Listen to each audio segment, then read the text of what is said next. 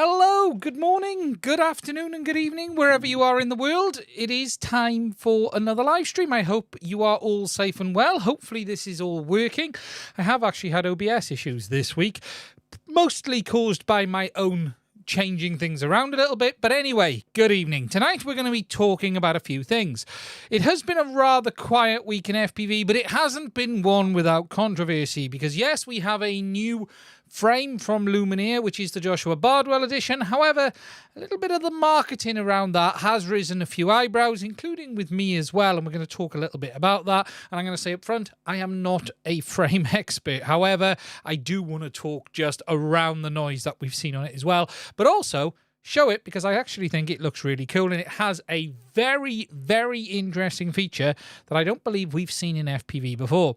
We're also going to talk about the new HDZero firmware update because they've not only introduced some little changes around AvatarHD, but they've also introduced low band, and low band is something that's rather interesting as well, so we'll have a chat about that. And we're also going to talk about a couple of other things too, including the fact that all of the FPV goggles from Cadex are out of stock. And we do need to wonder why that is. So we're going to talk about that in today's video too. Now, as always, if you have any questions, please do put them in. I have the chat screens up if this works, because I didn't actually test this before going live. Where is it gone? Oh, my button is missing for the chat. It should be that one, but it isn't working. I'm going to have to come back to that one. That's annoying. We do have the chat up and running, though. I promise you that. I also have a cup of tea as well, ready for the stream. Showing you on the overhead, nice and strong. I'm going to use the tea as a distraction while I try and fix the other desktop. I'm going to have to go on to it to fix it. So sorry, we're going to go boom. And then I'm going to go, why is that not working? And then, yes, it should be that one. Way! There we go. We have the live chat. It's working now. Doing these things on here is always a risk, isn't it? And we're also going to talk about anything that comes up along the way too, including answer any questions you have. Now, just to be clear up front, before I get into the chat, questions, I will try and answer them as I move through the stream.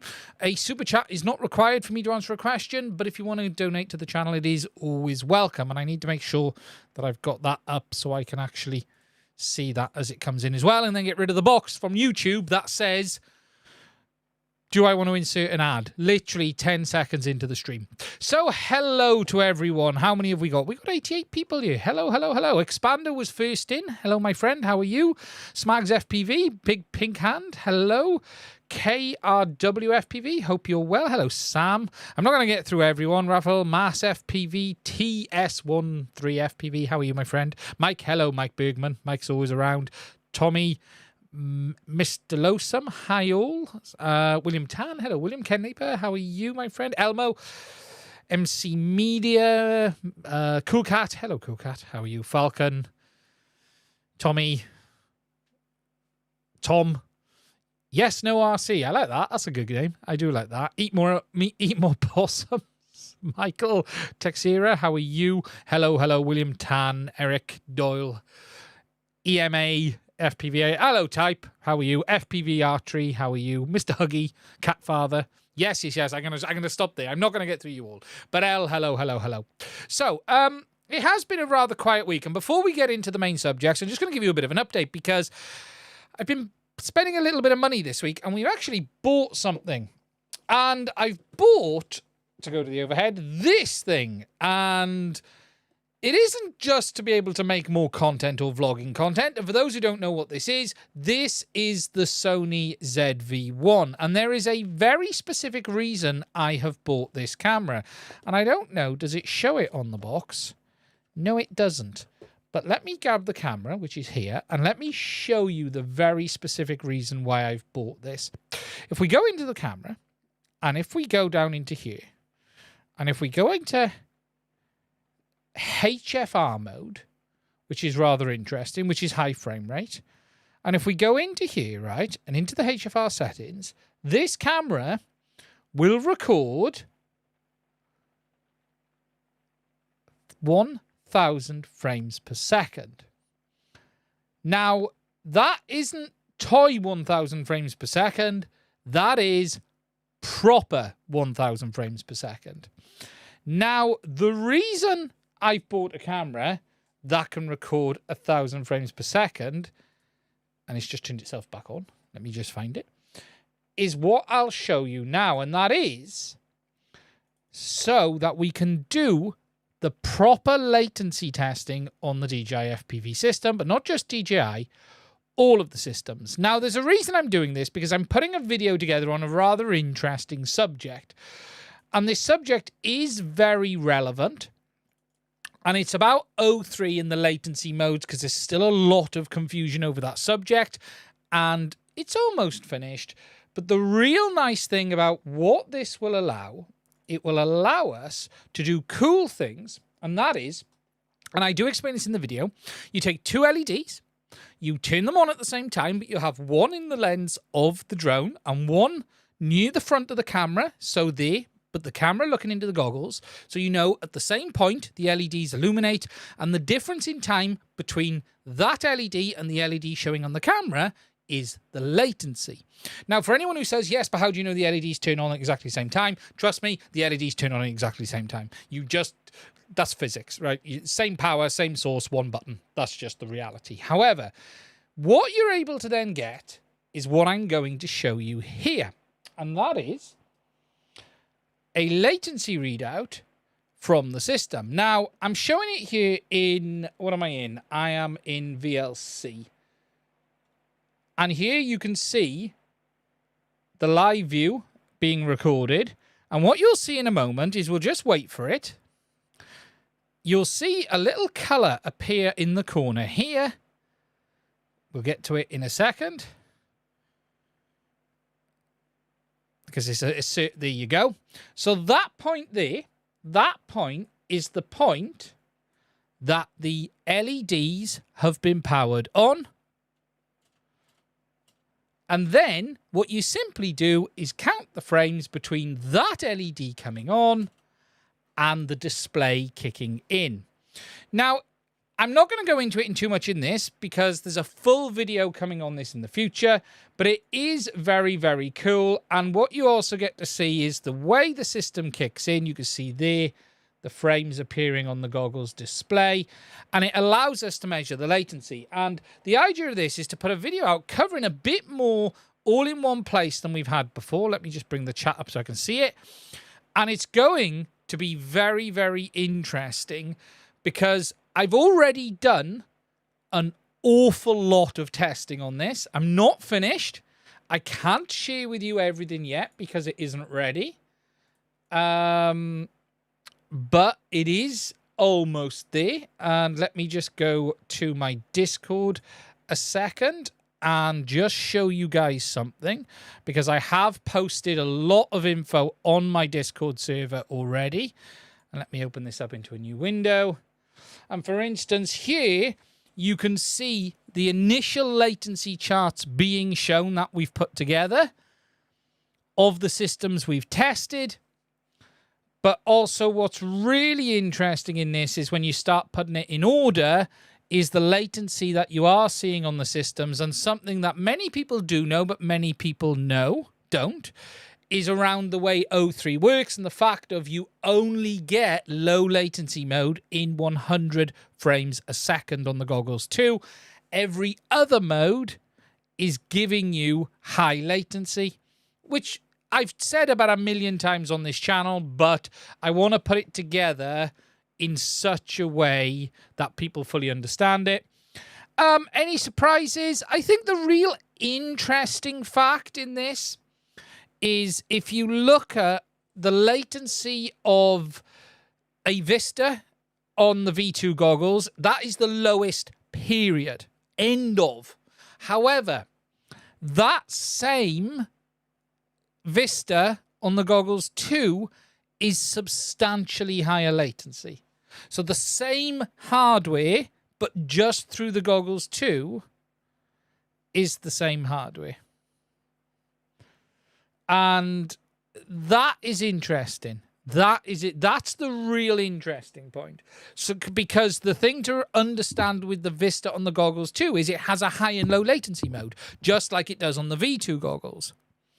Yet it's a lot more latency. And you're talking, and just so you understand the numbers, you've got averaged the first pixel, so that's the first piece of info that reaches the display, and then average first frame, and then you got the lowest first pixel, and that is the way the lowest numbers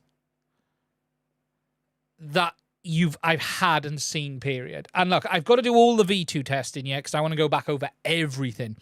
I even did, though, dump in AvatarHD into these tests as well the other day, just to quickly dump them in. All AvatarHD's been done. I've just got to get through HDZero now and the V2s. But yeah, if we look at the big difference, Vista on low latency, the lowest I saw was 18 milliseconds with an average of 20, whereas the Vista on the goggles 2 is coming out at 26 and 26.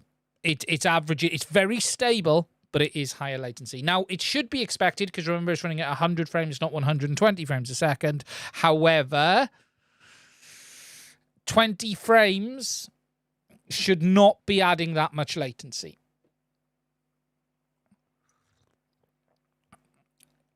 What's analog for a baseline? Analog is more complicated. You're talking 10 to 14 milliseconds for the very best analog. You're talking 10 to 14. For the absolute pinnacle. Basically, HDZero in its 90 frames a second mode is basically analog. Analog system latency is different. It's like near real time, but the cameras have a bit of latency. It's worth saying 10 to 14. That's a fair point. Some of the analogs are 33, 34 milliseconds, mind. Be aware of that. But the very best should be 10 to 14. Really, or less. But look, that's the really interesting one for me, is that Vista on the same Vista. It was the same Vista, and that's on the Nebula Pro, by the way, just so people know what camera that is. That was on the Nebs. So yeah, overall, Avatar does run in a little higher, but Avatar certainly is punching above its weight. You know, it's lower latency than O3, that's for sure. Obviously, there will be differences, and it's worth me saying that Chris did some really great tests, and Chris has done some of this testing in the past, and I've always spoke to Chris on numbers and got a lot of info from him, but I got fed up of just always poking people, so I wanted to do something to do my own full set of data from scratch. Because the great thing with latency testing is it's very real data. It's very straightforward to do. The only real difference is, remember, these numbers that I've shown here are the very best it will be, because it's only ever going to get worse from this point. Just understand that.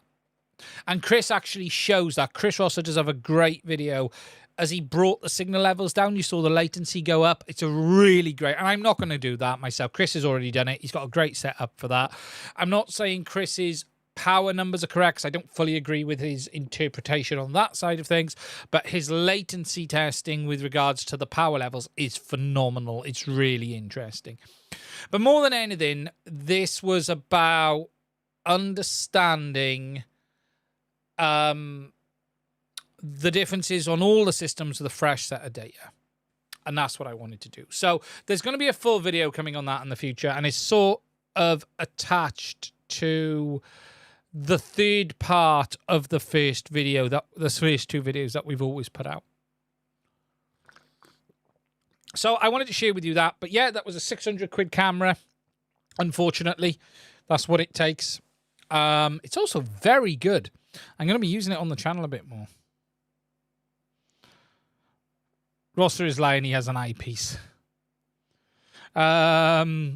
Yeah, and Chris is doing some really good testing. The only thing I don't agree with Chris on, and I have said this to him, is when he put his RF power video out, he made some comments on some very specific numbers. Chris, well, you've got to be very careful being very specific on numbers. The way DJI are testing things are not the same as everyone else, and look, RF power isn't important to a point for me. Yeah, so there's gonna, there's so much to understand with RF power. What you can absolutely do with RF power testing is go, here's my baseline, this vista. I'm going to tell you if this is more or less than that. That is very reasonable to do. What you can't do without doing it in exactly the same manner, because they actually use a test firmware at the factory to even do it. You cannot replicate. It is impossible to replicate the testing that is done for FCC. It's just not possible. They even use a special firmware in a special mode in a special setup. They don't do it the way we use it. And that's the complicated element. So when you're seeing DJI release numbers like 33 dBm, it's largely irrelevant. It's not important. That's the thing. Mark Kronzat, so is the latency due to hardware? Latency is a complicated subject. So it is due to the pipeline delay of the system. So if you look at HDZero versus DJI, there's a reason HDZero or DJI and Avatar has less latency, because it has a much simpler pipeline. So you got the data from the camera, which is basically streamed in. It has basic encoding, but it doesn't have all of the second RF encoding needed to allow for error correction and fault tolerance. The DJI Link very simply prioritizes image over latency. That is what DJI and AvatarHD does. The inherent nature of a compressed system is to keep trying to give you as much of the image as it can. And to do that, all it can do is try to send more data to a point. And if it can't, it moves on and skips a frame. Whereas HDZero doesn't have all of that additional latency pipeline. So it doesn't have the complex RF encoding. And that's why it looks a bit more like analog. But with HDZero, if the data's missing, it's missing. You get a pixel change color. It doesn't try to recover it. Now, the reason DJI goes into blocking compared to, say, HDZero is because DJI's data is all mixed up. The easiest way to think of HDZero is very much like analog. It's streaming the data in line by line, pixel by pixel, bam, bam, bam, bam, bam, bam, bam. And if a line or a pixel is missing, it just skips it and moves on to the next one and carries on.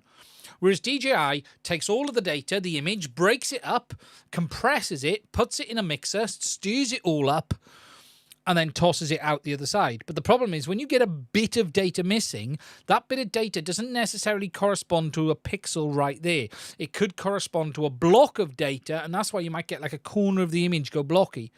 Because the way they interpret the data, they use things like region of interest, they use things like macro blocks, so they break the image up into little areas that need changing and areas don't. So if you think about in an image, if you look at me now, and the compression that you're seeing on this stream, nothing is changing around me here. So YouTube, right, is probably these frames up here, this area up here. Well, now I take my hands out of it, the compression is just going, nothing's changing this. So I'm just going to ignore that. And the only bit of data YouTube is actually sending you is this bit around me here that's changing. And that's how DJI works. And that's how all of these systems work. Whereas HDZero doesn't. It's sending the whole frame, not compressing, not worrying about it. I hate it when I get those red flames at the bottom of my goggles. Yeah, and that's the difference. So, but yes, that will be a video and a subject coming in the near future. So please do make sure you are subscribed. Just another couple of things I just want to talk about. I've been trying to finish my review of the Pavo Pico. Really struggling with the weather here in Wales, in the UK as well. It's been really shocking. I have had to make some mods to it. I've had to do some camera isolation because I've struggled. I'm just trying to find the air duct I broke. I just want to talk about that, actually.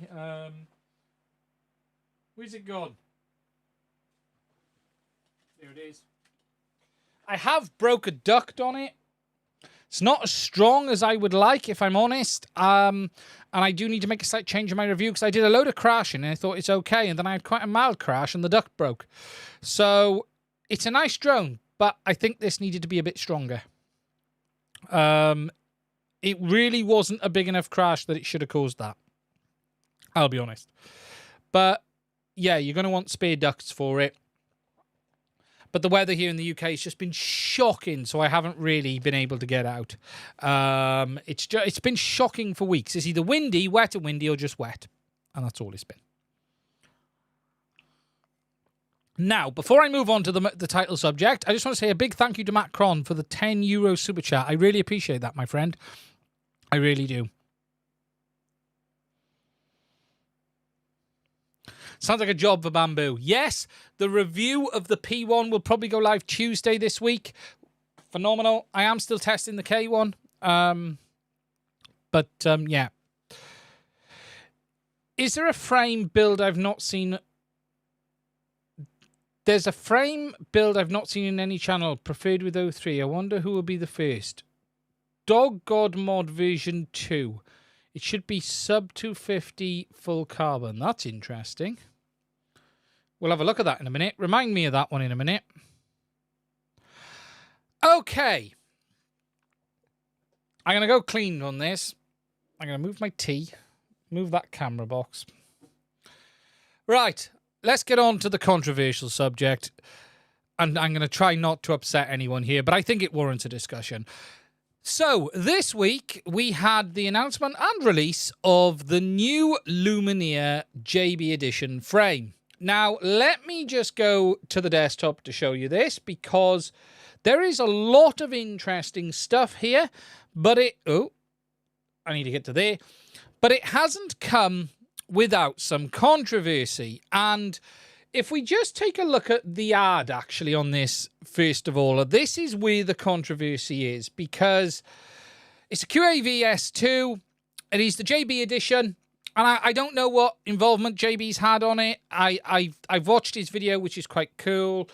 I like the color scheme. Really nice.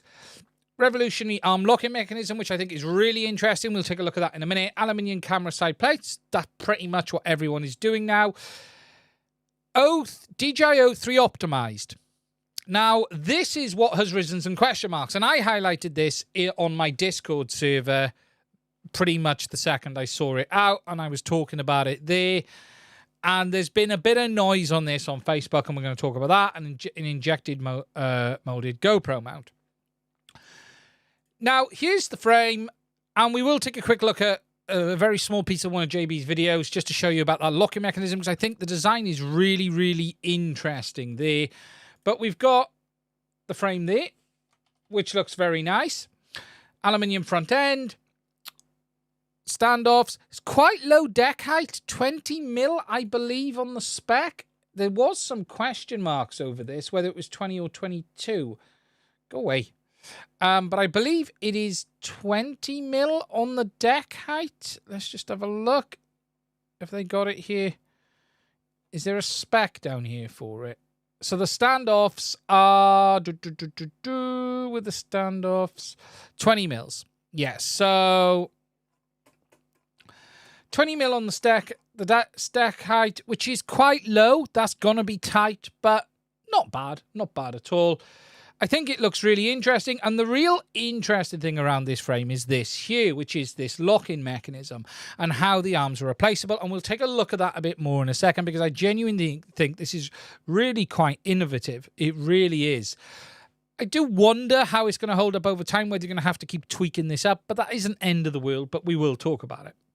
The real interesting thing, though, is the camera mounting plates, because they are aluminium, which is absolutely fine, but they are not soft mounted. They are hard mounted. And this is where a lot of the controversy started to appear, because people started asking questions. And look, I brought this up myself that, hold on a minute, 03 optimized, I would have expected it to be isolated. Now, the reason I say this, and I'm going to just talk about this, because this caught a lot of people out. And when we saw the release of 03, everyone was really excited about the new system, the way it worked. And then we found out very quickly that there were some inherent awkward behaviors around the gyro on board the camera. For those who don't know, the gyro is on the camera. It is not vibration isolated. It is not in any way, as far as we can tell, filtered. So we had a load of new frames come out. We had things like this, which was the iFlight Nazgul. This is the V2. This originally shipped with TPU mounts in the camera. So let me just go into the overhead. And actually, as a result of the problems on this, iFly ended up swapping the TPUs, and I've already done it. I've got the original ones somewhere for silicon because the vibrations were making it through. We also know on O3 that you need to use 48 kilohertz on the ESC. We also had this, which was the Master 5 HD, and at the time even no, that's the version 2. This one. The version 1 had solid camera plates, and you were getting vibration through here as well. And it sort of caught a lot of us out. And in fact, Chris Rosser ended up having to redesign all of his AOS frames as a result of this, because he couldn't get it to not feed through. The vibrations were coming into the O3 footage. Now, just to explain what I mean by that, it doesn't affect the live view image. It just affects the gyro stabilization, either with gyroflow or using Rocksteady. So we've come to the point now where pretty much every frame for O3 now has soft mounts, whether it be TPU, like on the Master 5 version 2. And just to show you that one, we have lost it. This is the version 2, and I actually have the bind and fly. Now, this has TPU. And if you have seen my review of the version 2 frame in flight, you still get vibrations through even on this. And that's because that's TPU. It really needs to be silicon. It really, really does need to be silicon. Now, this is where I think some of the controversy is. I think to use the word optimized, my personal opinion, and what that's worth, I don't know, is that the frame should, A, have soft mount for the camera, and B, not have props in view, if I'm honest. I think it should be those two things. I think you can say a frame will accept O3 absolutely fine, but I think optimized for O3 should absolutely be at minimum a soft-mounted camera, and secondly, I'm not saying dead cat, but props not in view, to allow you to get the best width from the footage. Be able to use the full width, be able to use the O3 system to the best.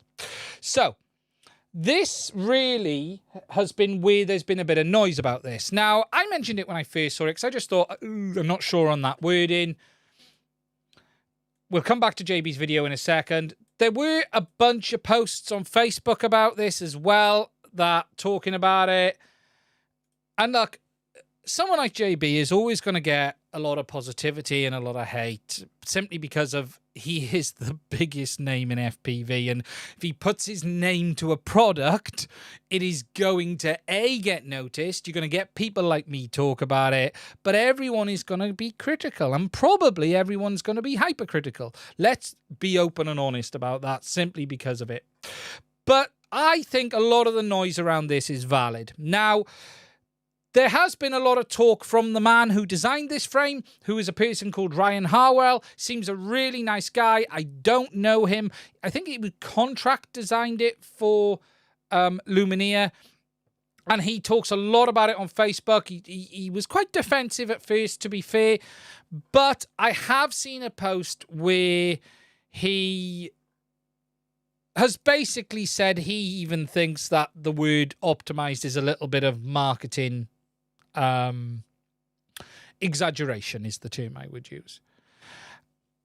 I think from a JB point of view, and I'll talk about that side of it, I didn't really get the impression from his video that it was being sold as a heavily O3 frame. I watched the video the day before, and when I watched the video, I just watched it and thought, oh, it's nice. Shame it's a hard mount. I'd have liked it to be soft for O3, but it is what it is. And I never really thought about it. And it was only when I actually saw the ad, and the ad comes up here on Get FPV. It's there, look, prominently along the top, is when I sort of thought, I'm not sure about that. I think that's an optimized use of the wording more than anything. But other than that, it does look rather interesting. Now, it does have one really interesting feature, which is the lock-in thing, and we'll come on to in a second. I just want to finish up on the controversy thing. Now, as I've said, the guy who's designed it has openly said he thinks it's a bit optimistic. Here and now, nothing has changed on the marketing. Nothing has changed on Lumenier's, sorry, not Lumenier's, GetFPV's website. It still says the same thing. If you actually scroll down, it still shows it in the ad. So hopefully we might hear that say change. My opinion is it just needs to say compatible with 03 and there's no more to be added to it. I don't think anything that's been done here detracts from the frame. I just think they've gone a bit over on the comments with regards to saying optimized for 03. I don't think it should have had 03 soft mount. At the end of the day, they can design the frame any way they want. I just think if you're going to call it optimized for 03, it should be vibration isolated and it should have props not in view. And that probably should be the minimum standard for every frame that's optimized for 03. Now, the real interesting thing, though, in this frame, as I've already said, is this arm mounting mechanism. Because whilst this little thing has been a bit of a storm, there is a lot here that we've not seen before. And that is this, which is this area in the middle. And JB has... I've lost my mouse. Come on. Get to the right monitor. It is this here, which is this mechanism in the middle, which clamps up on the arms to tighten them down and gives you a single screw to allow you to swap them out. Now, JB has his full review on this frame. Sort of overview, probably not the right word for me to use review. He doesn't review it. That's wrong of me to say that. It gives his overview of the frame and some of the decisions made. Did make me laugh when he started talking about the fact there wasn't a grippy battery pad, because I'm sure last month he said every frame must come with one. But the real interesting is this. So I'm just going to put it full screen. I'm going to show a little clip. If you want to see more on the frame, you should go and watch JB's video because that covers it all. But I'm not going to put the audio up a minute, but I'm just going to show here where he goes over and shows this mechanism in the middle, and he'll come back to it now, and he shows how it actually clamps up. And I think it's really, really interesting, and it's really quite innovative, actually. So the arm goes in, and you'll see it come back and up now in a second. He's got good lighting, his JB. So the arm goes in, and then you clamp it down with this piece on the side. Now, the bit I don't know at this point, and just from an engineering point of view, there's part of me that thinks this is going to want to squeeze this outward a little bit as you're squeezing that in. It would be cool if this had like little grips on the end there, just to sort of grip it in a little bit more. But it is a very cool design. So you tighten it in, and then that tightens the arm in. Let me just find an area to stop that. There, really tight, and then you've got a single screw that comes down from the top there that moves it through. And I think it's very, very interesting. I just want to see if he just shows it again. I don't want to show too much because I'll probably get a copyright strike. And then he's undoing it and showing it there. So, really interesting. And again, if you want to see JB's full thing, please, you're far better going and watching his video on it. But that is a really, really interesting design for people who want a better way of swapping arms on their quads. That is... I've not seen this before. We usually have like an X-plate design on quads or something like that. But I think it's great to see innovations in frame design because there's lots of really nice frames out there. And I'm probably going to order one of these in anyway because I do like the lower deck and the shorter frame. I'll be honest, I'm not the biggest fan of these longer frames. I really like the Flyfish RC because it is short. Let me just grab it. And look, this frame isn't with 03, and it's not vibration isolated. Actually, this one is vibration isolated. I couldn't remember if this one was. This one is. So if I just go to the overhead, this one does have a silicone mount as well. Only a small one, but it does have one in there. But I do like these shorter frames. You know, these longer ones, you know, if I show you the difference, it's quite a substantial difference in length between these two frames. Ignoring the TPU bits, that frame stops there. So there's quite a bit of difference. So I do like shorter frames. I think the deck height is going to be a challenge for some people. 20 mil. But I think it's really nice to see innovation. And it's good to see. And it is available. It is on Get FPV's website. It is not cheap because frames today are not. And I'm not saying it's expensive. It's right up there. The Demibot is about this money as well, I believe. We're all seeing frames in that $70, $80 price mark now. And it is available for $79. It's in stock.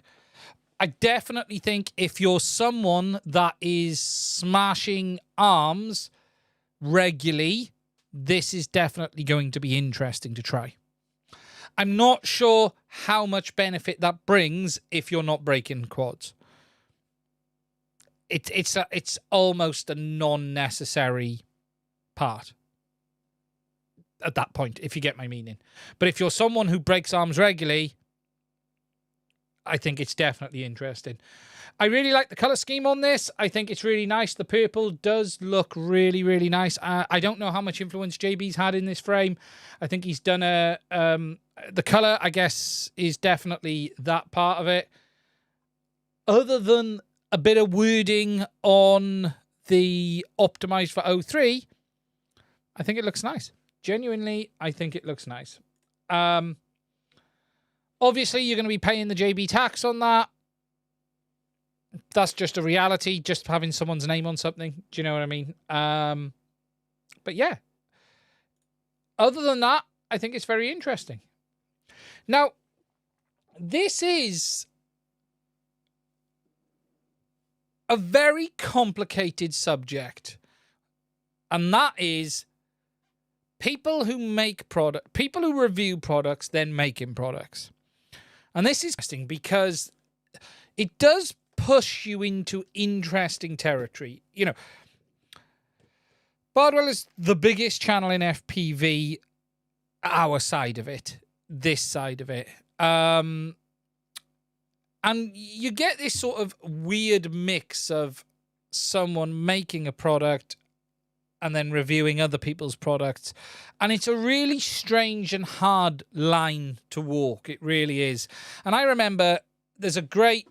Gamers Nexus have talked about this quite a lot with regards to frames. For frames, PC cases. They've had loads of companies say, look, we'll make the PC case that you say is the best. And they've never wanted to enter that world because you end up in this strange position. And I'm not saying JB for 1 minute would ever say anything bad about a product, but there is always this weird position when you start having products within the same industry that you're making content and making reviews about. And I know Linus, it got complicated with Linus and GN, for instance, when we entered this world. And there are many people that said, well, we're going to have to start treating LTT like Asus because they now make products. Largely, they were making clothing and everything else. But it is an interesting angle. And from the outside, and I am someone who is completely on the outside on this because I don't, you know, I can't even get my ass together on merch, let alone anything else. The LTT screwdriver is very legit. I can tell you it's legit because I have one. And I am reviewing this. And you will see a review on it very, very soon. And if anyone's been watching my videos, you'd have seen this has had a lot of use in the last few weeks. I made that ruler, but that's not an FPV product. That was just a bit of merch. But it is an interesting world you fall into. That when you're like, you know, you got, is it, you know, I'm selling a product that's like other one else's.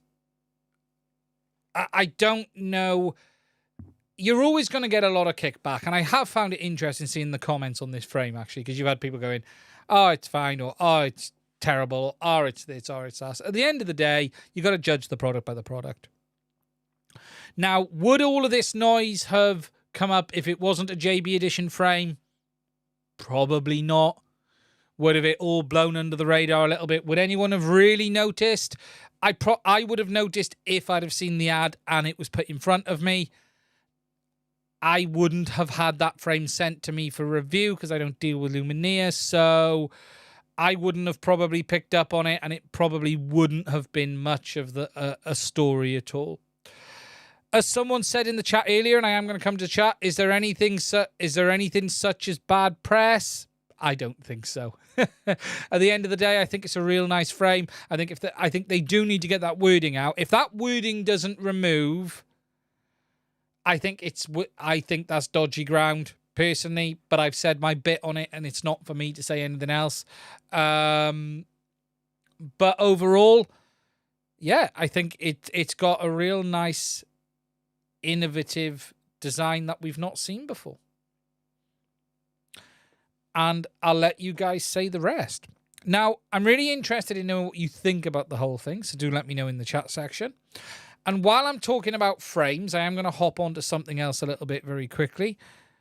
Interested to see the claimed idea of durability. We'll see how it works. Yeah, it is interesting. There are a couple of other weird bits on it. It's got, and JB shows this, it's got this sort of latched-in GoPro mount. Not sure about that. I think they should have just not bothered and put a TPU one in. Why do something different? I'd have just done a TPU one. Do you put Loctite on that mechanism? No. Because you may never get it undone. Although the socket head looks quite big, so you might not have trouble, but I wouldn't put Loctite on it. But that is the question. How often is that going to loosen up? And here's the next question. What happens when someone has an arm come loose in flight? Who are they going to blame? That's an interesting one. All the vibrations are on those arms. Yeah, that's the thing. I think it's always a risk doing a new design. Yeah, look, the one thing I'll say there, Almahoke said, probably had enough testing.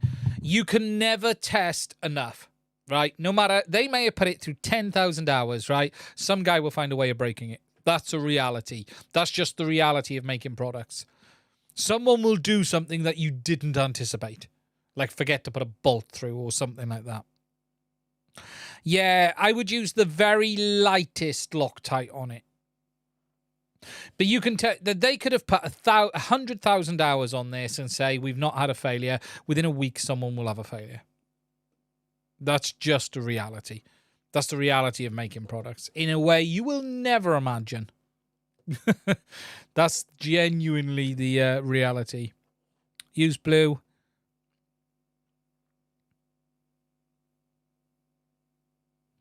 Johnny FPV QAF has 10,000 hours. Check before flight. Yeah, and that was my thoughts. Is it just going to want a notch up before flight, just before you go out? I don't know. I think only time will tell on how the vibrations from the arms are going to move through.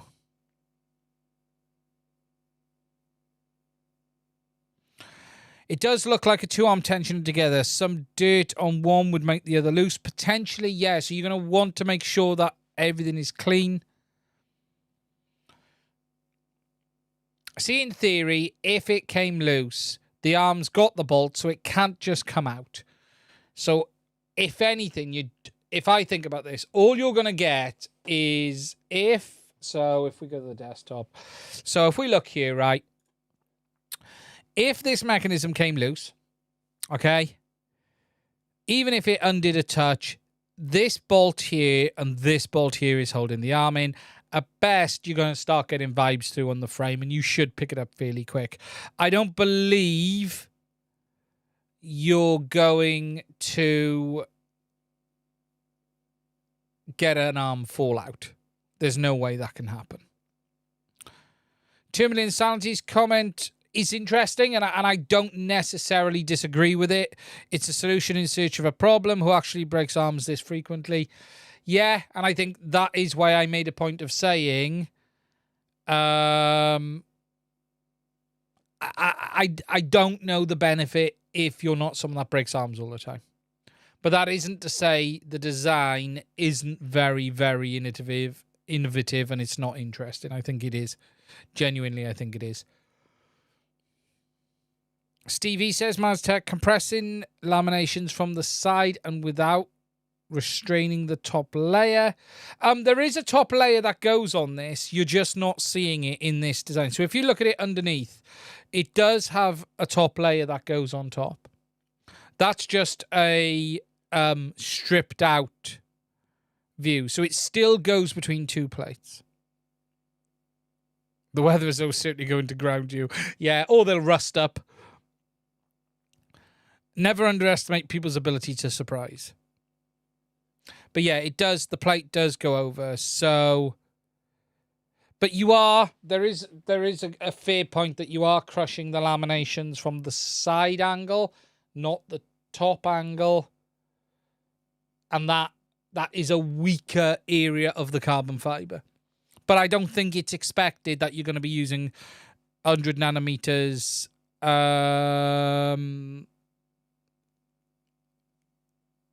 torque wrench on this. I wouldn't expect that. So I just said only so more complicated, potentially. But I genuinely think it's a nice frame. I think we're going to have to see. We're going to have to see. Oh, sorry. We're going to have to see how it goes. Overall, so that was the controversy on the JB new frame. Genuinely, I think it's a nice looking design. I think it's definitely interesting. It's innovative. If they get that advertising change just to compatible with 03, I think everyone is out. I think that would be absolutely the best place to put it.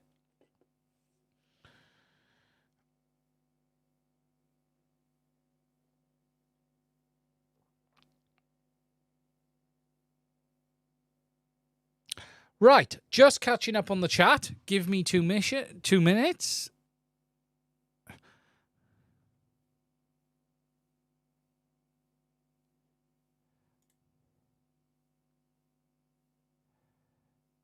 Let me just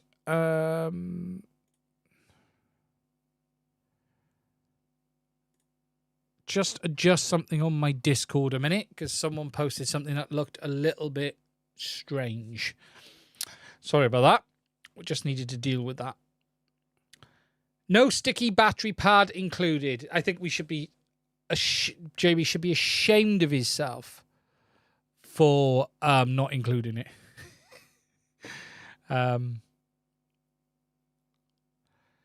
If you don't buy props optimized for 03, then it might make up for the hard mount.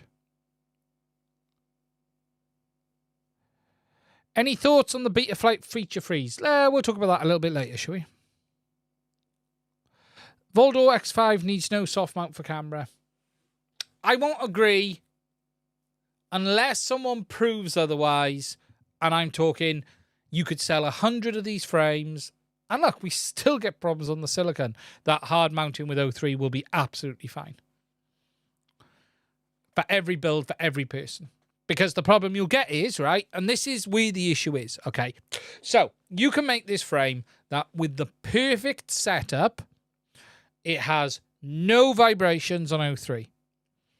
You'll sell 100 of them, and 80 of those users who don't have the perfect setup will get vibrations and then tell you the frame is crap. And your only argument will be your setup, and they'll come back with, but every other frame has soft isolation. You said your frame was optimized. That's what's going to happen. You could absolutely make a frame with a hard mount that is beautiful for 03. But what will bite you is when the general public get it, and if they can't get the same experience, even through no fault of your design own, you're going to have people come back at you. And that's what will happen if you don't have isolation.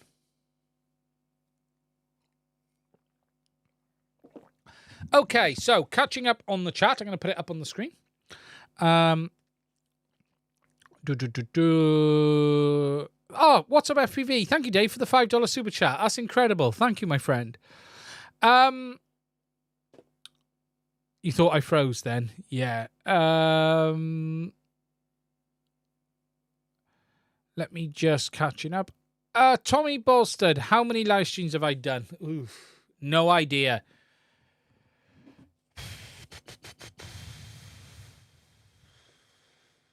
It'll be on the channel.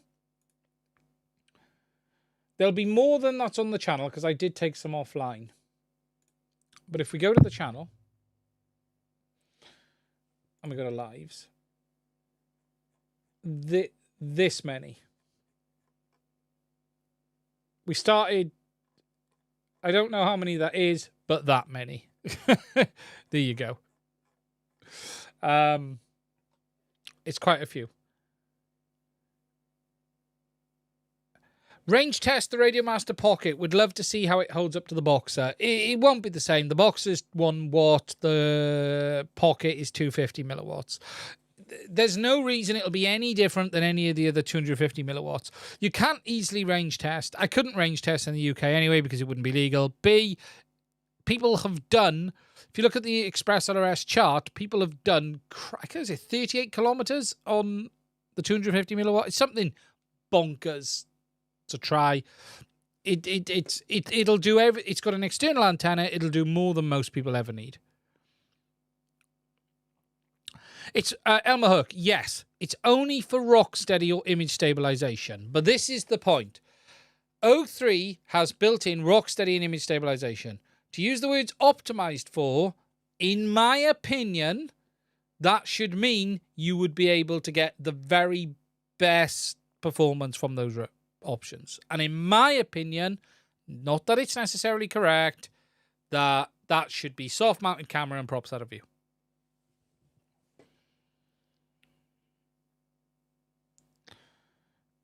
What do I think the future of Immersion RC Ghost is? I don't know. Immersion RC are part of Orqa now, so they're ticking along happily. I think probably the future of Orqa is not in FPV. Genuinely, I think you'll see Orqa pull out.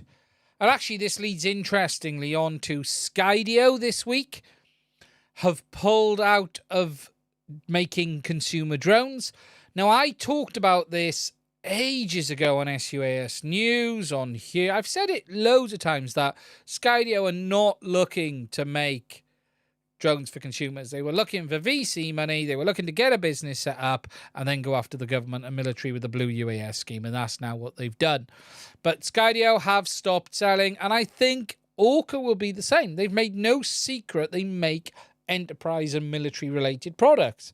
And I think at some point, Orqa will probably vanish from our little world as well. I just think they will. It's a reality. So as for Immersion RC and Ghost, look, do any RC links have a future outside of Express LRS when you can have Express LRS, transmitter for like $15, receiver for $10? That's a hard world to compete with.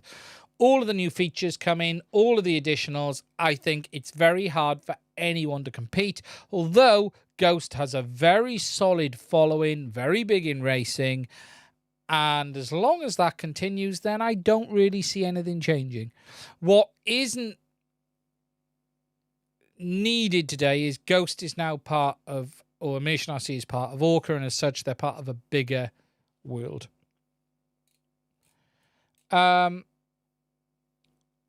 anyone tried the Jumper T20? No. And there's been all sorts on that thing this week. It is finally up on Jumper's website. A member of my Discord ordered the base model, and it looks cheap as hell, if I'm honest. But I want to try and get hold of one properly to have a look at.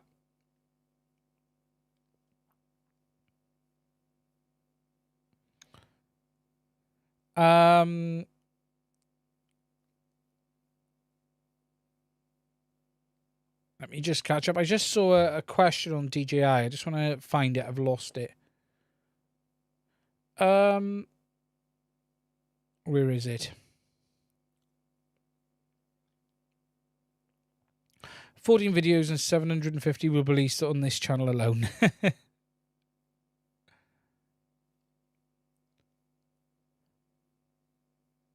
I feel bad for Ghost. I like them as a company when they were trying to do, but ELRS has just stomped them. ExpressOS has stomped everyone. Skydio thing is interesting. They're still making the S2 Plus, which they won't sell to outside of enterprise. Yeah. Ian, I hear WTF has solved the rebinding issue with V2 goggles using O3 and Vista. Not quite. Okay, so I haven't checked this for a week or two. But the last time I checked, they had come up with a way of restoring the bindings with the V2, but not O3. So if you went from the original system to O3, you lost the original system bindings and you'd have to bind O3 and it would work. But when you went back, you wouldn't have to rebind to the original system. However, you would still have to bind on O3. They haven't been able to fully fix the problem as far as I'm aware, and I doubt it ever will now. The guys on FPV WTF are very tied up in their own worlds. They've been trying to do a lot with their bug fixing on WTF, but really, it's pretty much where it will be now. You're not going to, unless new devs come in and start doing stuff. So if anyone wants to get interested, get on. But that initial flurry to do something is just not there. That initial, we want something on DJI. I saw this before, right? I was around when the first DJI hacking started, okay? For the Mavics and everything. And I saw all of this happen. It always is the same. You get this initial, oh, we found a way in. You get lots of interest, lots of people wanting to do stuff. And then over time that falls off because everyone's had a luck. And people are like, oh, well, we've got the big thing we wanted, which was OSD. Everything else we don't really need anyway. And that's where it's at today. If there's anyone out there who wants to spend a lot of time digging into it, get on board their Discord server. They will be always happy to help out and they want people involved. But overall, I wouldn't expect to see great things from WTF moving forward, from what I understand. The guys are very busy with their own lives.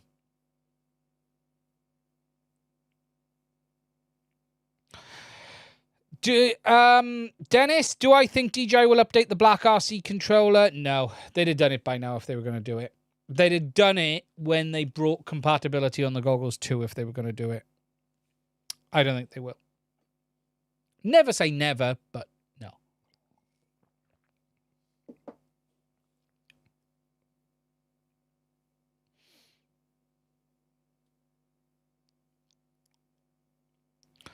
I wish DJI would make a single board O3 ear unit. They can't. It's not going to happen.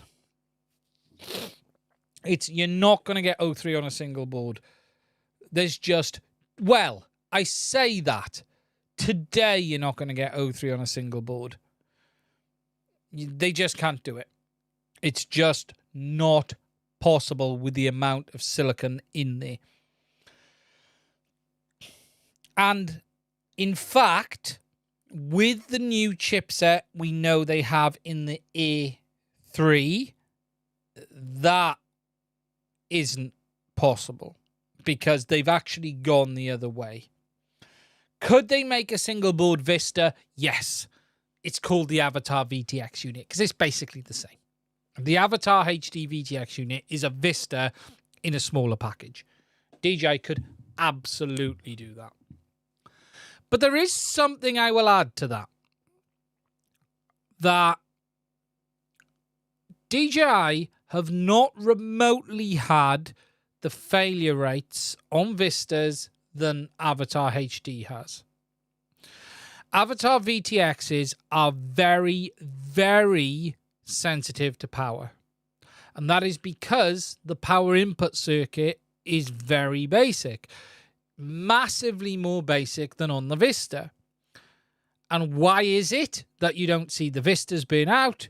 Because it has a far more resilient front-end power circuit.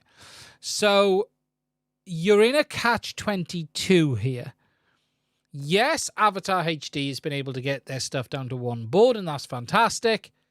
However, as a result of that, you then lose some, what's the term? Crashability, some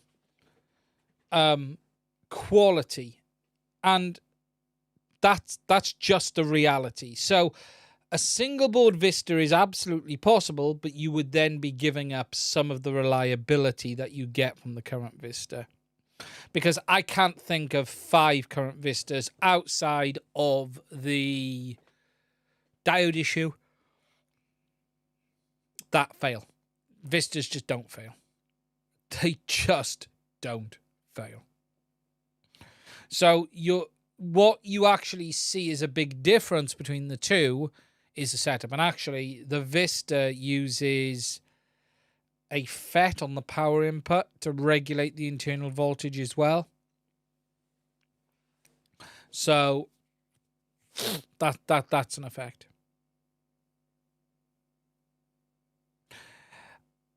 Okay, moving on to the next subject, and I just want to mention this before I move forward, and that is for UK users, you can now get Bot Grinder's demi-bot frame over here rather than import it. Now it is in Hobby RC, and actually it was Failsafe who pointed this on my Discord server, but I thought it is worth me sharing it because before, if you did want to get the Bot Grinder demi-bot frame, you had to order it from the US, but it is now available in the UK. It is 85 quid, which is a lot of money, but it is, I don't know, is it definitively the most solid frame available out there today? I had a look on Unmanned Tech and I couldn't see it. But it is on Hobby RC and it might be on Unmanned Tech as well. It is a beast. The Rotor Riot tank is just as sturdy. Yeah, you can't get that in the UK. Versus Chris Rosser. Yeah, they're very different frames. But it is over here now. It's it is a beast. The tank is short nonsense. For that money, I get 5 regular ones. Yeah, look, Bot Grinder's a good guy. So if you want to support him and you want a tank of a frame, and look, what I will tell you is this. I have zero question, zero doubt that man tested this frame to destruction. If there is anyone who I thought tested their frame to destruction, it was that man.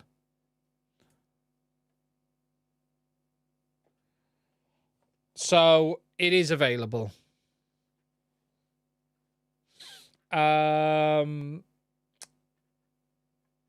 Tested while high. Yes, absolutely. High, tested or high in every way. Flying a demi-bot right now. 7mm arms. Bot Grinder absolutely tested that frame to death.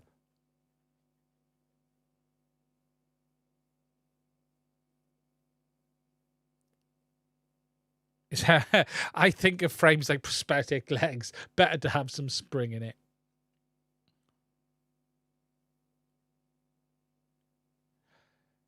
I think, yeah, look, there's no question when it comes to frames. And again, it's the same with, look, but I think, you know, and I should address this because I said it earlier with regards to JB and making products that he also reviews. Bot Grinder reviews stuff as well, but I don't really see Bot Grinder as a reviewer. So, but I should also say it's, again, people in FPV making their own frames. And hell, you never know, I might make a frame. If I make a frame that holds an LTT screwdriver, there you go. But I did just want to share that on the channel. Okay, the next subject. And this is a bit weird because there appears to be a bit of a shortage in AvatarHD goggles. If we go back to the desktop and the AvatarHD website, everything looks good, but if you go to the AvatarHD system, all of the goggles are out of stock. So you can get the VRX module, you can get the VRX module in a kit, but there are no kits of goggles at all, period. None, none, none, none.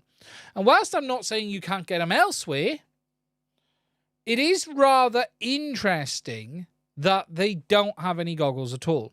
Now, this could just be a supply run issue, but what I do find interesting about this is Cadex are in China. They will be made in China.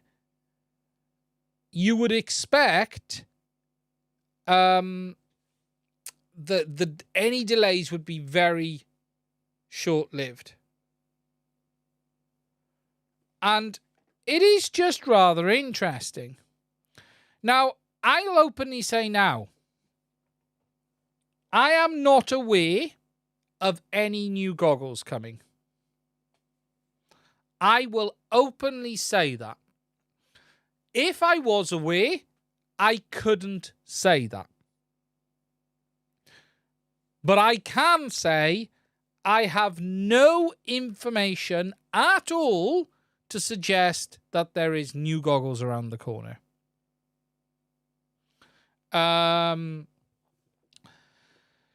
This could be to do with manufacturing. I didn't wink. I didn't wink. I wouldn't have said it. I didn't wink.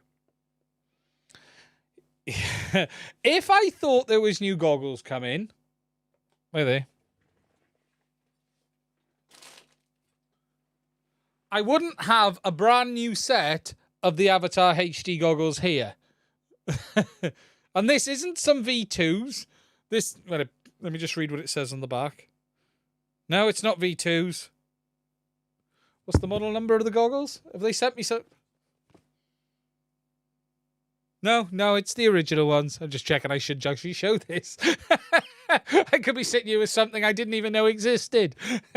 No, this is the original ones. Nudge, nudge, wink, wink. No, it's original set of goggles. The V whatever we want to call them. I'm not aware of anyone's new coming, but it is interesting they're out of stock. Now, what I did think was interesting is, if you remember at the launch of this, when You Don't Get to Know happened, as far as I understand it, the goggles were being manufactured by Fat Shark, or their manufacturing party. So I do wonder if something has changed here on that. I don't know what supply is like on Fat Shark. If we got a Rotor Riot, to be honest, I bet they got 10 million boxes of FPV Essentials goggles. I bet Rotor Riot got 10 million sets of the Fat Sharks. They got the Fat Sharks in stock. The Fat Sharks are actually good value right now. I'm just glad I've now got a set of Dominators, avatars, so I don't have to show the Fat Shark shit on my channel anymore. So moving forward, I can promise you this: I will not show you the white Fat Shark goggles again. I have no interest in supporting that company in any way. Why? Because of the fact that they have basically lied more than once. The shadiness around the original launch with regards to the interview, the way it was, the way they basically have not supported the product or its users, their selling at all, and the way that people can't get help from Fat Shark. And I don't like any part of the whole Red Cat situation at all. And until I see that, I don't want to show the Fat Shark goggles on my channel. I have no issues with Rotoraya or any other part. That's nothing to do with this. This is very much based on Fat Shark. Paint my avatars black. To be honest, my avatars have been violated many, many times. There is a reason I've got a set of them, because remember, I tore them down about 18 times. But I actually need 2 sets. I actually need a bench set, and I need a set I can go out with. At the end of the day, it's a Walksnail product resold by Fat Shark, whichever way you look at it. 100%. And I'll be honest, it's Avatar making the firmware. It's Avatar doing the promotion. Why would I talk about Fat Shark? On top of that, all of the shadiness around the other stuff, I just... No. But no, look, there is stock of the Fat Shark ones, so you can get them. They are available there as well. So you can get the goggles if you want to get a set. But yes, I do have a set of them, and they will be the ones I'll be showing on the channel moving forward. That is the plan. But it is interesting they're not available. I don't know the cause. Genuinely, I don't know why. I don't believe there's new goggles coming. It could be just a China manufacturing thing. Who knows? You can get VRX modules, though. If you could only have one, Avatar or DJI, which one would you pick? Look, I don't break that much stuff because I'm not a hard bando pilot, so I can get away with having 03. Probably 03. If it's only one, probably 03. They are all shipping to Ukraine, someone has just said. Probably 03, but I still don't believe 03 is the best FPV system for everyone. I think Avatar is the best overall FPV system for everyone. But if you're going to get me on one, I'm probably going to... Look, it's like a cake, right? You're going to show me a cake. You're going to show me one which is good for me, a cake that's going to look after me, a cake that's going to keep improving over time, or you're going to show me a nice big custard slice with a cherry on top that's going to make me throw up for 6 hours. I'm going to take the custard slice. Because, look, whichever way we look at it, we shop with our eyes. And that's the reality. Goggles 2 and Vista for Bandos 03. Yeah, my only concern is this. With regards to the Vista, look, I don't know how long Cadex are going to still make cameras. And look, I'm still shocked they're still selling them. I'll be honest, I expected all of this to be gone. I think... And this is interesting. I was told when all of this kicked off with DJI and Cadex, I have messages that say, when this is all gone, it is gone. There'll be no more Vistas from Cadex, no more Nebula Pros, no more parts, no more cameras. It was all gone. You won't be getting any more. So once the stock is gone, it's gone.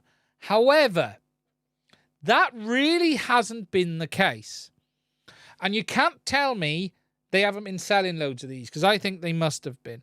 But they still have decent stock of the cameras. Now, we don't know how long it's going to last. And look, the bigger and the ear unit stuff is gone. But it is still available. So, I don't know. And look, RunCam make the link, but the bloody cameras are not good enough. Yes, you can get the RunCam link.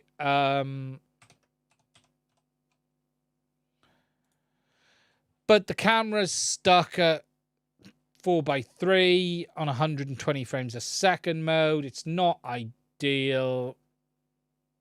Here you go. The Wasp. 120 frames a second, 4:3, and you can't switch.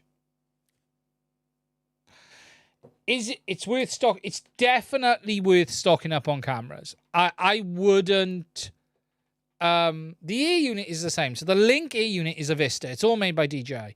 But the other thing to understand is that ear unit. So this ear unit, where is it? this here unit, whether it Cardex, this thing is made by DJI. DJI manufacture it. There is a point where that will stop. Now, we are at the cusp of their new chipset. Remember that. So we are now having their first new chipset moving forward. The P1 could now vanish. What I'll tell you is this. DJI are not going to do a production run of P1 chips just to make the Vista. The one thing you have had to understand, or you do need to understand, I should say, because that's really bad English, is that 03 and pretty much every main DJI product has used the P1 chipset. Whether that be DJI Transmission, the Mavic 3, the Mavic 2, the Inspire 2, the Inspire 3, the A2S, all of these have used the P1 or S1 chipset, which is all a variant of the same hardware. Everything uses this is their RF go-to chipset. They've now replaced that. Or not, they've introduced a new one. So this does mean you're then going to potentially see the end of the P1. And if that's the case, even 03 has to change. Now, that doesn't mean they can't put this new chipset in 03, but they can't put it in the Vista.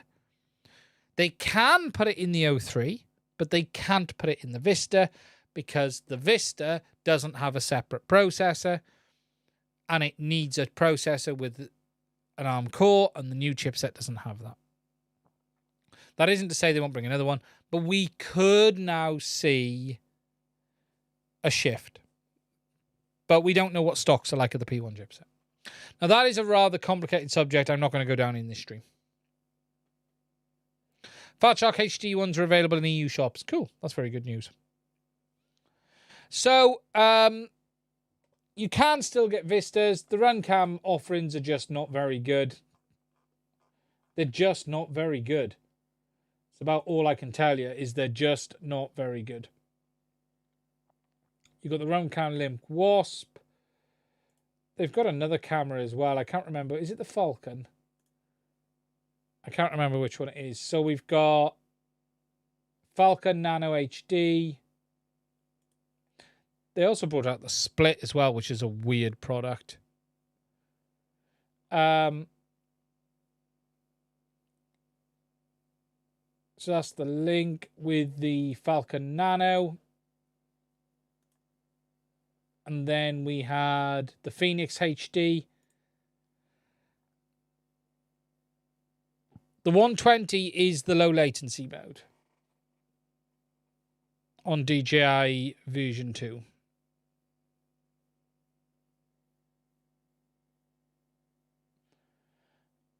And then this is the one that's the high latency only. Good budget camera though, but they're just... Cardex were the best cameras for DJI FPV by a country mile.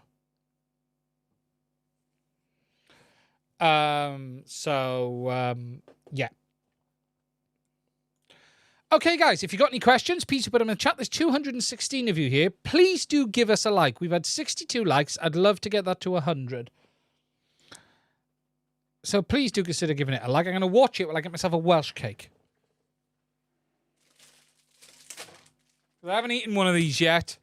And for those who don't know what these are, because I always eat something on stream, these are Tanny Castle Welsh cake. These are made locally to me. Now, if you don't know what a Welsh cake is, it's a form of cake stroke, I don't know what else to call it, that contains currants and sultanas. And they are frankly amazing. Now, these are made just up the road from me. I used to actually do some work for these guys. Cake meets scone. Yeah, that's the right term to use. It's like a sugary pancake. Yeah, there's the term. If you want to know what one looks like, because this is obviously a cookery channel. Let me focus on it. Just so you get It is. They are amazing. Pancakes preserved in sugar. That's what it looks like inside. And I'm going to eat it.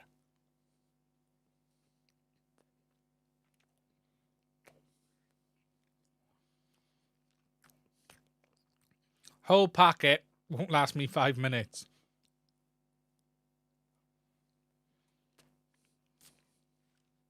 Raisins. This is great live streaming content.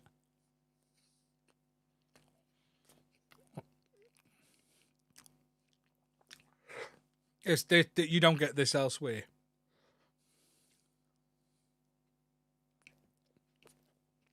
I bet Bardwell doesn't eat on stream.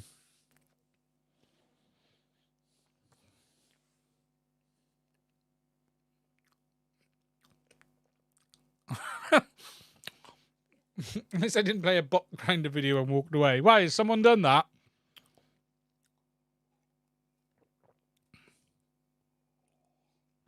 My tea is cold, but I had to finish it off.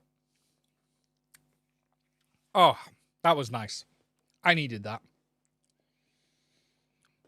Watch Ian eat.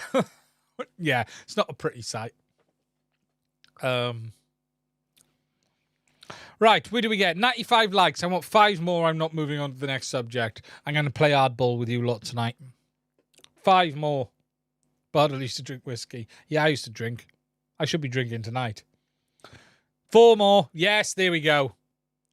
Thank you for listening. Cake microscope, please. We'll have to do that in a video.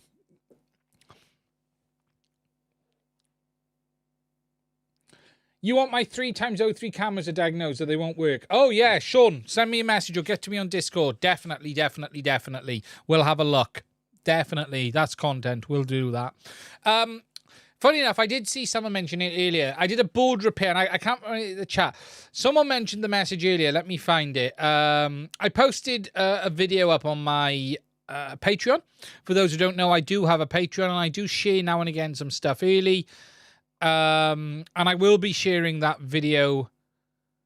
Let me just find it. Ah, there it is, by Curtis Hayes.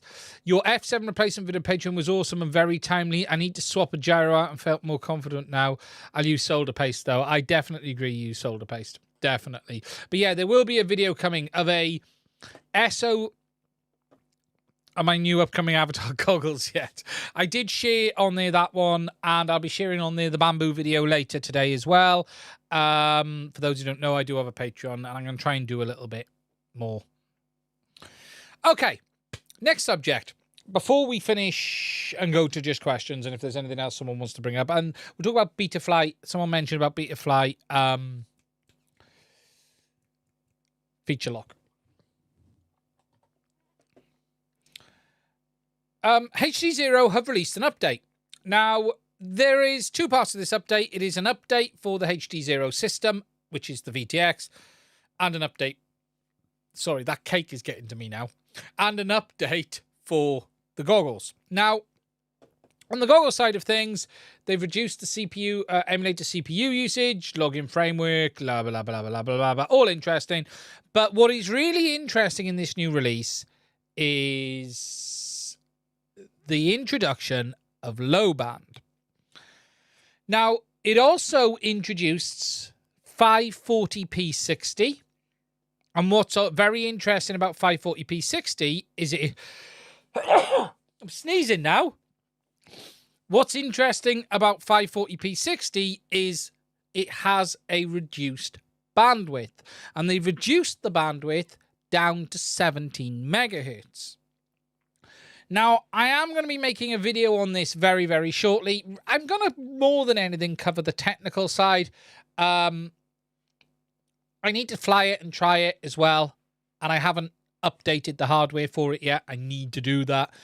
But it is very, very interesting. And we're going to see a much smaller carrier from HDZero. Now, as someone has just said, it boosts the signal a little bit too. Yeah, a narrower carrier should happen. There's some technicalities around reduced carrier and the benefits they have from that, and gets into some complex math. But what we should see is we now have 540p60 and low band. Now, low band is an interesting one because this is the frequency band of 5312 to 5635. Now, there are a few comments around this, is because you are heading into some dodgy-ish area, to say the least. But it is nice to see, and it's never a bad thing. Lower resolution, lower latency. It feels like we're going back to analog. That's a very funny comment. But the low band is interesting. Now, the 540p 60, I have to say, the 540p 90 looked fairly good on HDZero. It doesn't look bad. It doesn't look bad at all. The 540 60 is a nice option to have, and they've reduced the bandwidth as well. This is the first time we've seen HDZero ever change their bandwidth. It's been about 27 megs off the top of my head on the original system, so it's going to be interesting to see. It isn't going to be as nice as obviously the 720p, and many would argue that even the 720p isn't HD, but it is. But more than anything, when I tested 540p, it was just less sharp. More than anything, it felt like you lost sharpness. Now, yes, that's a very simple reality of less resolution, but it was just you just thought there's a bit more of a fuzz to everything. It didn't feel like when you reduce digital resolution normally,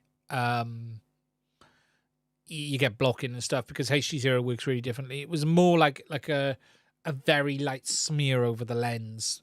Very, very minorly noticeable. But it's good to see. HDZero have pushed out the update. Now, it is an RC1 release candidate, so it is a beta. I haven't actually updated my stuff to this yet. I am going to be doing that in the next couple of days, and then I'm going to be testing it. I am away, actually, for a few days before I'll be able to test this, but I will probably put out a proper video on this once I've had a bit more time on it and cover the 90 modes and 60 modes. It's nice to see some good news from HDZero. It's been a while.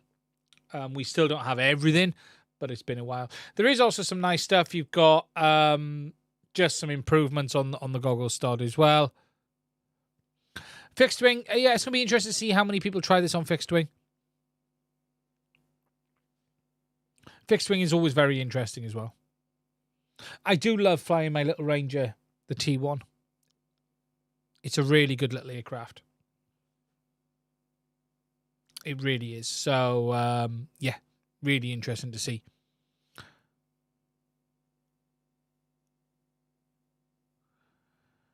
And, well, it's been raining down here, so I can't see anything in the sky at all.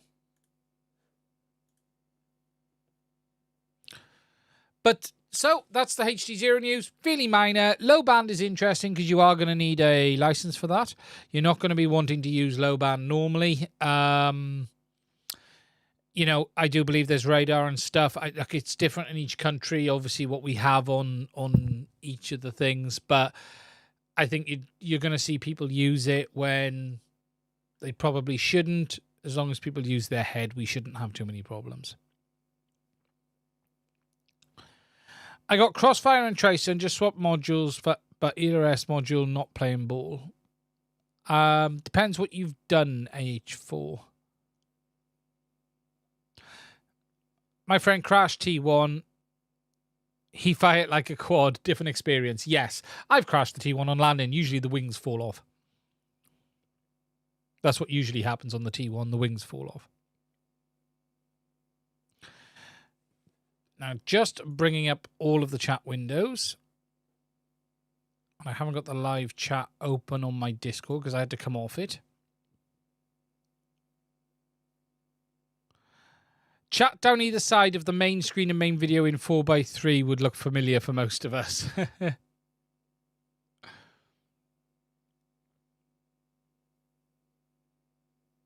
It's the TX Lewis script that says error. Have you made sure that your external module bay is working? Do I fly micros? Not a lot. Look, I've been testing this week the I like aircraft about the Pico size. I have some tiny whoops up here.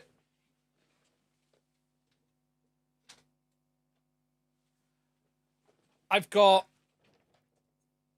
the Flywoo Firefly, which is this, which I've flown a bit, but not as much as I probably should have. I do have a Mobular as well. But I've been flying quite a bit the last week, the 03 Pavo Pico. I really like that craft. As a craft, I actually think it's a real nice size,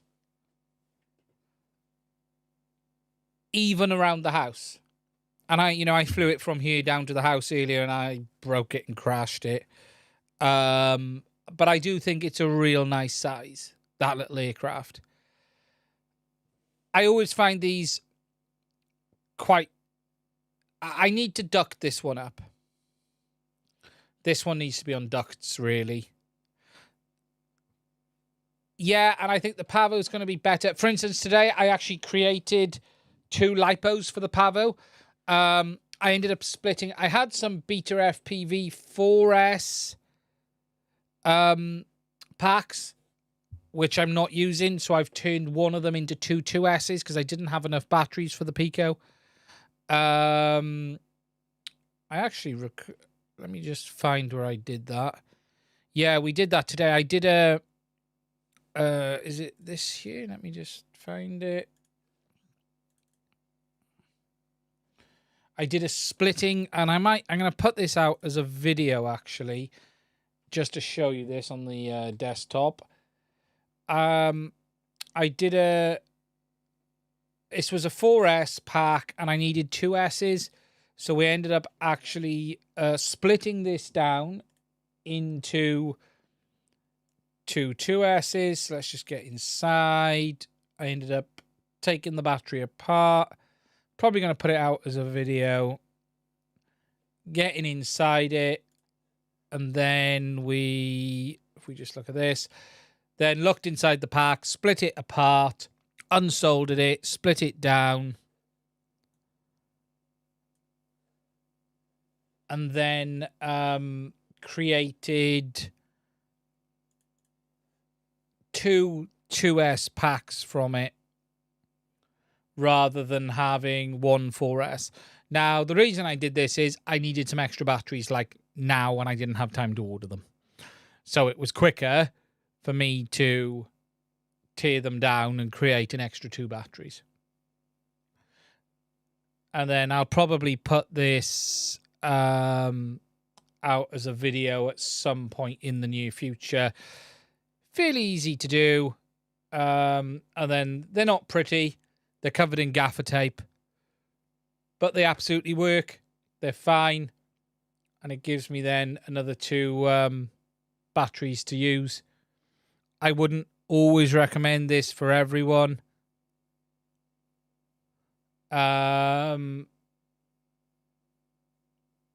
But yeah, split it down. I took as much voltage out of these as I could. You can see they're down to 3.57 before doing it. So it's given me an extra few packs now. I've done this with 4S time with 16 4 milliampere batteries, and it was rubbish, to be honest. Please put this out of a video. Yeah, I will put that out. I did film it all. I haven't offloaded the action camera footage yet because I had the soldering on the bench. But the idea really was just to take the pack, split it back down into 2 separates. Because I needed more batteries for, like, I'm going away and I don't have time to order batteries. Fire, run, it's a lipo. Yeah. What was actually quite interesting, what would the C rating be now? It won't change. All the other batteries is the same. The cells on this are bigger, actually, than the original ones. Kids learn how to play with fire. The interesting thing, actually, in that is if I just show you in this bit, it's actually 2 2S's put together. So when you look at it, it's actually 2 2S's already. So that's 1 cell and 2 cells. Then they're bridged to 3 cells, 4 cells. So they're actually in 2S configuration already. All we had to do was split it down, undo the glue between the two pairs, and then create 2 extra batteries. So yeah, it was actually a fairly straightforward task. Simply because they come in 2 2Ss. As for the C rating really shouldn't change. I wouldn't expect it to change. The C rating is all nonsense, lies, and complete BS anyway, so I wouldn't worry about it. What I'll tell you is this: I charged one at 2 amp and it was fine. And they're 450 milliamp hour cells. And the reason I charged it at 2 amp was I forgot I had the charger set to 2 amp. A6M0 has posted a question on the Discord. Is the channel a full-time job now? No, it is not a job. The channel is a hobby, an obsession. It is not my job. Got to reclaim those good sales. Yeah, I just needed... I needed batteries now. So it was like, what can I do? I went through my battery box and went, oh yeah, I have a few of these. And they were the same. They were Beta FPV, 450 milliamp hour, 4S. So I was like, I will have 2.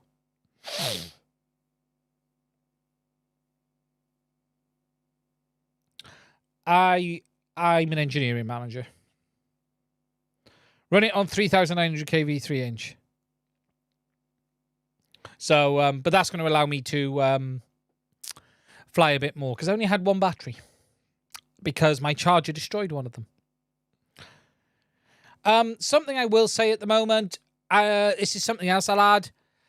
I probably won't be... I've made a bit of a conscious decision not to review any more Toolkit RC products on the channel. Almost everything I've had, whilst initially has been fine, has failed in a rather spectacular way. Both the mains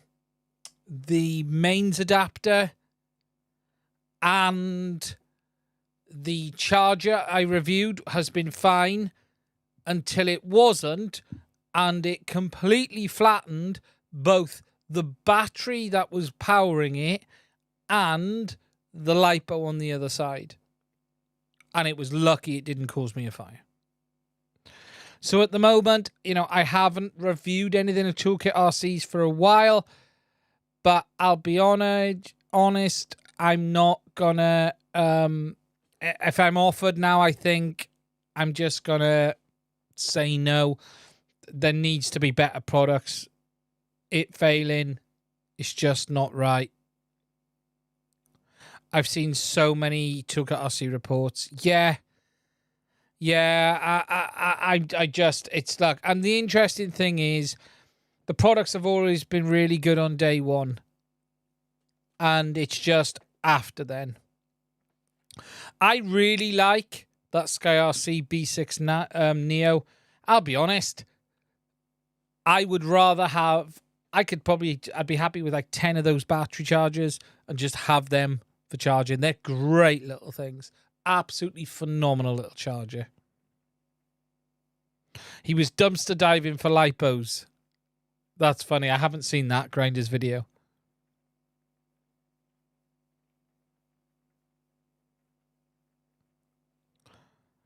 I have a P200 I'm waiting to go bang. It will. Mine did in the end.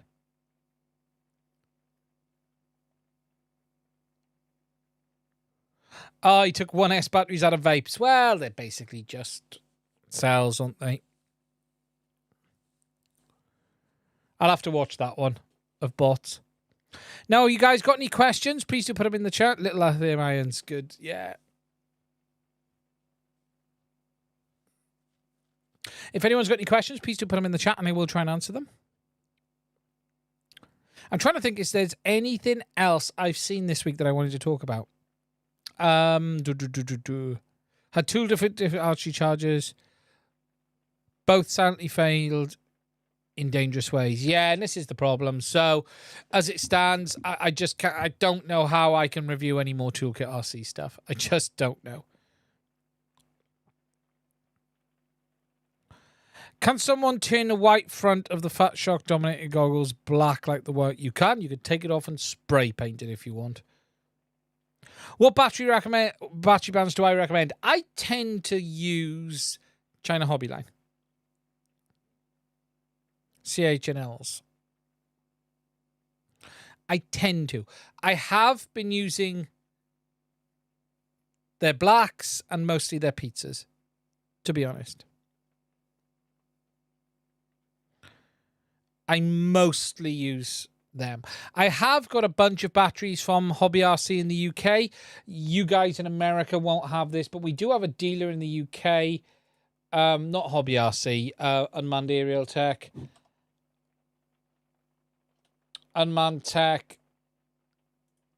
They have their own line of batteries. So if we go to drum parts and lipos, I haven't tried their 6Ss, but I have got their 4Ss. I got the pizzas as well. Pizzas are quite a big battery. But these guys did start their own battery called the FPV battery. These here. Interestingly, they're all out of stock. So it was these I've been using. It's not that pack I've actually been using. That's XT30. It was these ones I was using. The FPV batteries. These have been pretty good. They're very small lipos though. When you look at them, they're really, really small. The cells are really small. Which is interesting. I won't use GNBs anymore. I've had too many fail. Are you surprised that a man's out of stock? I find it interesting that they're out of stock of their own product. That's what I do find interesting. But to be honest, these China Hobbyline blacks. That's predominantly the battery I use.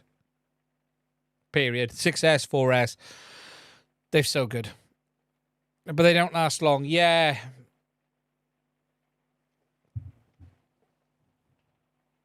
The guy in the shop asked it some of the third world.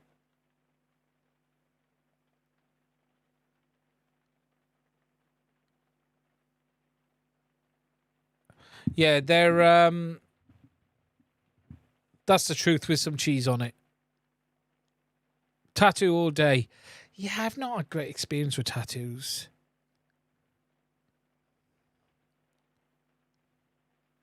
No, and Expander, what's really interesting is I don't know if you've noticed this, but their cells they're very small batteries. They are very small batteries. Yeah, look, I do need to do a battery order, to be honest. I am short. It's something I'm a little low on at the moment, is batteries, so I do need to put an order in. But if we're looking at pricing in the UK's, pizzas, if I was ordering more 4S's or pizzas, I need 6S's, is what I'm low on. I destroyed a 6S, so I'm down to, I've reduced my available numbers. So I need to order some 6S's, so I haven't really looked at. Build my own from Sony cells. These are the ones I've used last time with the CH&L 1100s. They're my usual go-to 6S pack. Every time I've gone to get the 15s, they're out of stock. Have they actually got the 15s? Let's have a look. They got the 13s.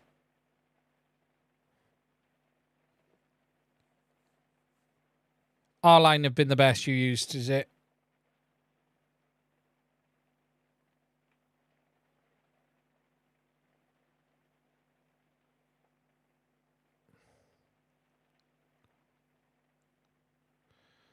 I bought a few of the tattoos. Yeah, China CNHLs.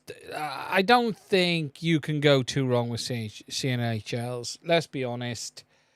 I had a few of these Fun Flies tattoos. They're a lot of shite. The tattoo R-lines are just so expensive, though. You know, look at the price of an R-line, right? 1,300. That battery is 38 quid versus 23.50 on a China Hobbyline Black. It's a big price difference. It's a big price difference. The 5.0 is the greatest. It might be the greatest until it goes into a wall. But yeah, Dodgecoms. I didn't know we had the Dodgecoms in the UK. That's interesting. I've just seen the Dodgecoms there. Interesting. Still expensive, mind. Are graphene packs worth it? Probably not. There, they got Dodgecoms in stock. In stock. Dodgecom 1350 milliamp hour 150 EC XT60s. I can't show you a picture because their website doesn't want to work properly. But there. Yeah. Good to see. But they're still a bit expensive.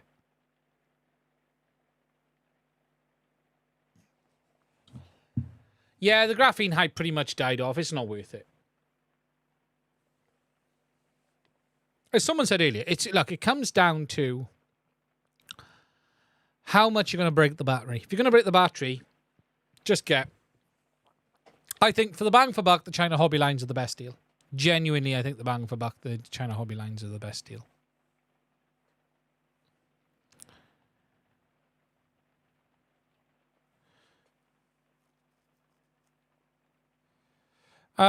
Just reading down the chat. Okay, FPV time. Oh, congrats, Ram.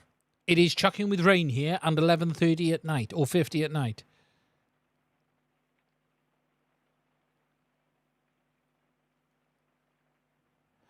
Station L's 1,200 pizzas are great for freestyle, super cheap and don't worry about crashing. Yeah, the pizzas are solid as well. They're a big battery. The pizzas are a big, big battery. When you compare them to a normal 4S or 6S, they are a chunky beast. Yeah, I won't use... Have I ever been to the United States? I haven't. The States is not somewhere I've been. Been to many places, but not the US.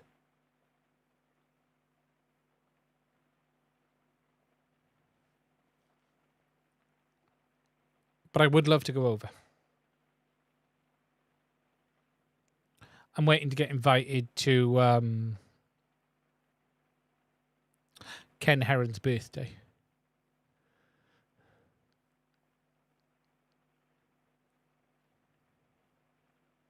It's a great terminal insanity. Yeah.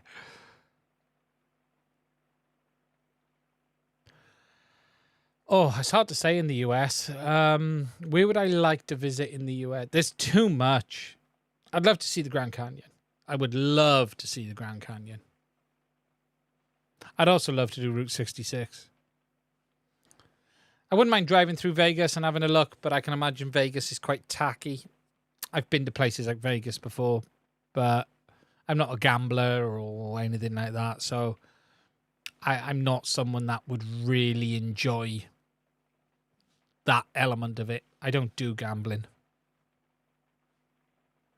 I'd love to see the Grand Canyon. Just the...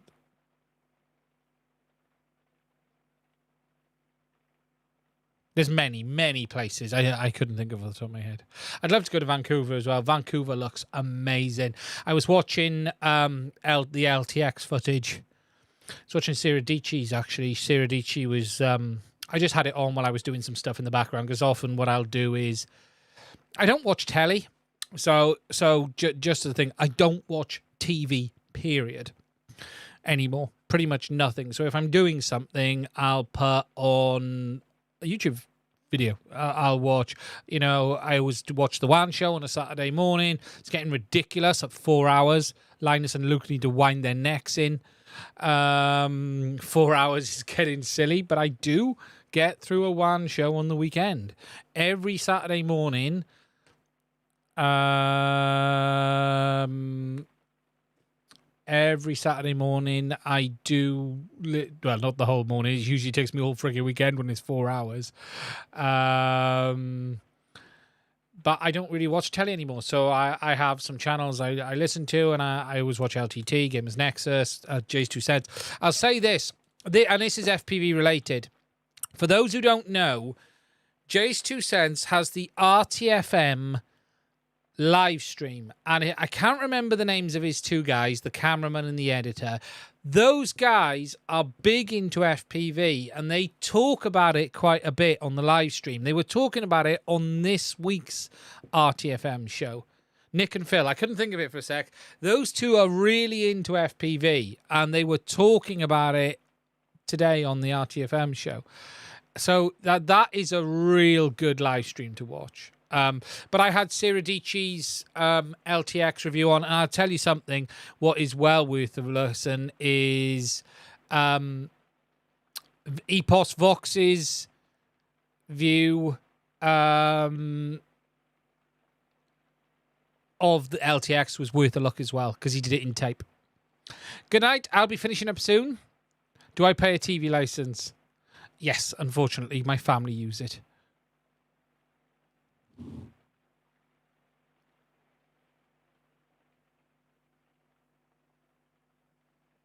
Lemon's no fool. Lemon's no fool. But no, so I always put something on in the background.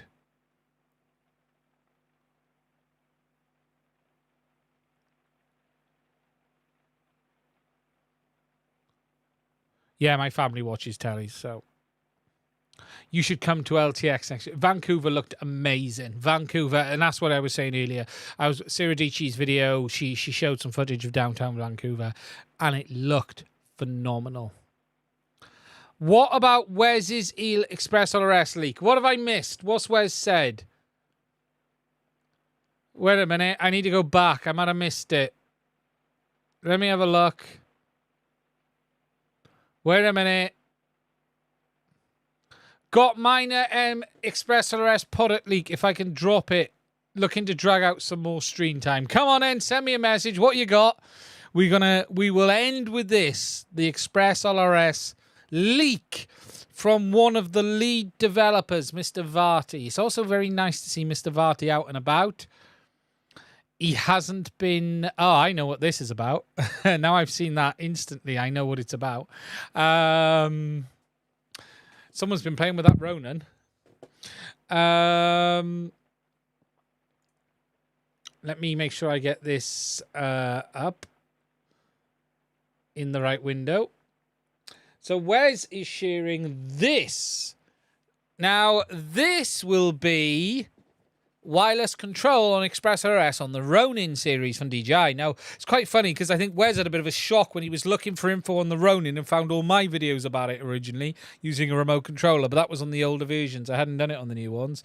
But this looks to be, if I'm right, a wireless receiver allowing you to wirelessly control the Ronin series, the RS2, RSC2, RS3, RSC3 most likely, with Express ELRS. Am I right, Mr. Varty?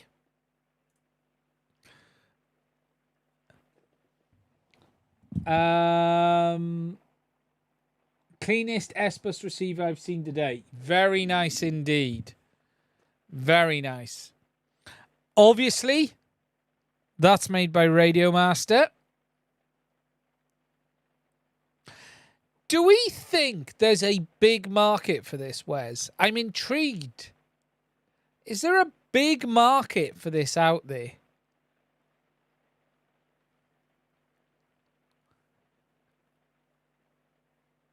Very clean. I used to make a lot of Ronin content. I haven't for some time. The last one I reviewed was the RS2 and the RSC2.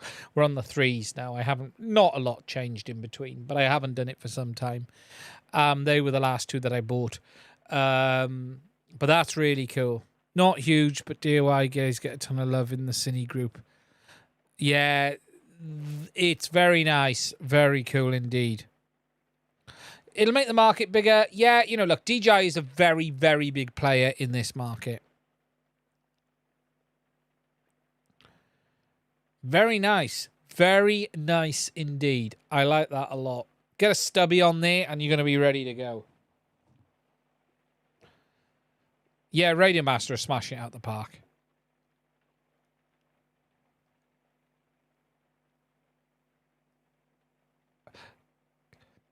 JP Spin, quick question. Have I changed the bitrate setting from high too high on Avatar? And does the screen go white? It just happened in my VRX and I can't see anything. Right.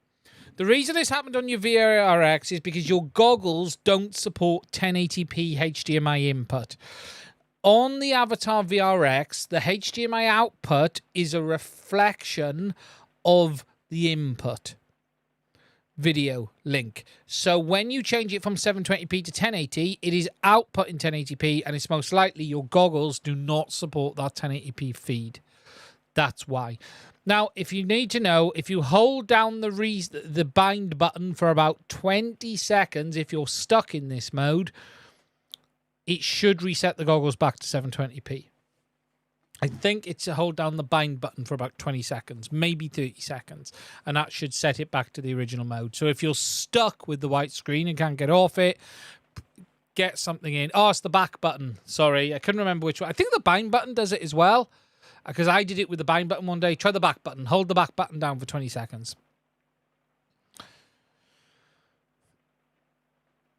All things equals T20. Yeah, the T20, I'm not sure about. It has appeared now on their website. For those who saw my stream last week, I'm not convinced. A user on my Discord has got one. It don't really look at all like the radio they're selling on their website.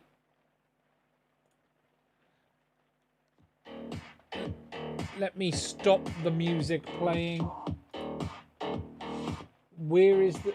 I don't want music. Don't play music. Thank you.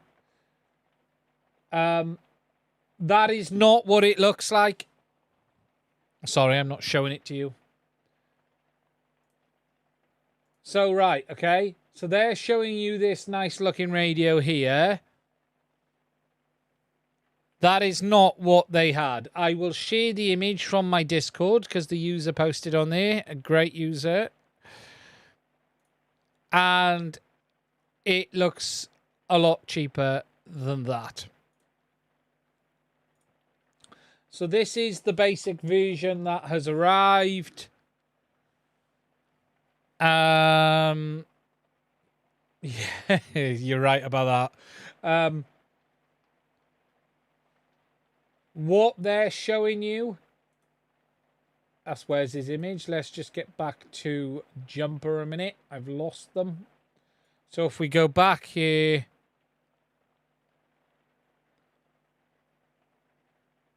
what they're showing here, this all looks like a premium model. This has got the extra antenna.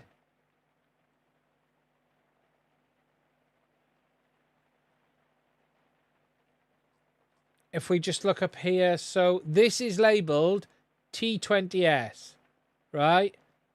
That is not what they've received. T20, T20S.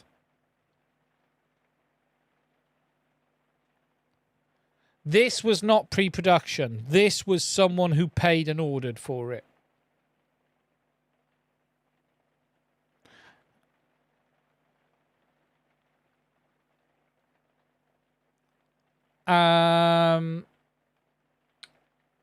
The overall quality doesn't feel great, I don't believe, but we're going to have to see.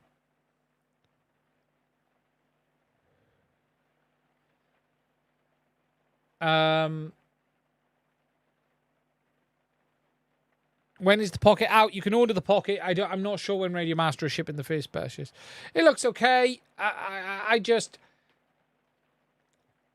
Look, if we look at the price, so if you want it, you got to log in or register to see the pricing. That, again, is complete and utter BS. Night, what's up? Stay safe. I'll be finishing now myself in a minute. Log in to see the pricing. Really. Just... yeah, 20th of August ship date. So this is the T20S. But here's what's more interesting is there's no T20. But here's like the other thing. Right, we keep seeing contradicting information on the batteries. So, Captain Drone said it took 18650s. This is saying 21700s. So which one does it take? 18650s or 21700? Because we've got two completely different things. And Captain Drone's video shows 18650s. Let's just go to that. But he shows... so which one is it? Which one is it?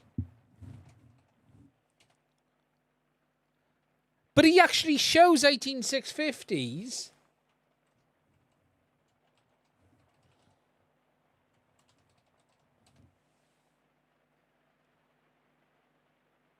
In the back of the radio.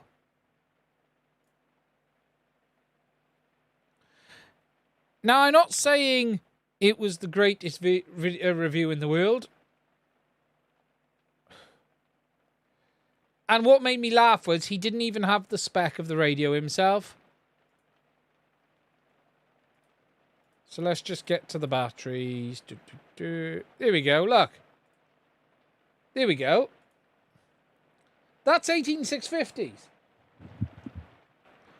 Although, do they look a little short? But that's 18650 cells.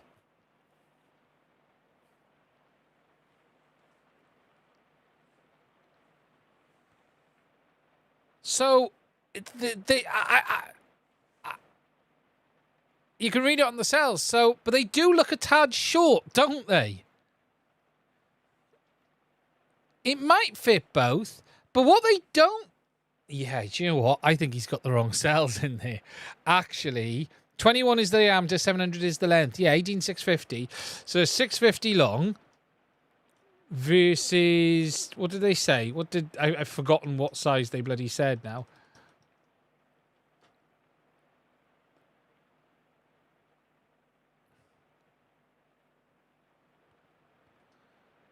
So wait there.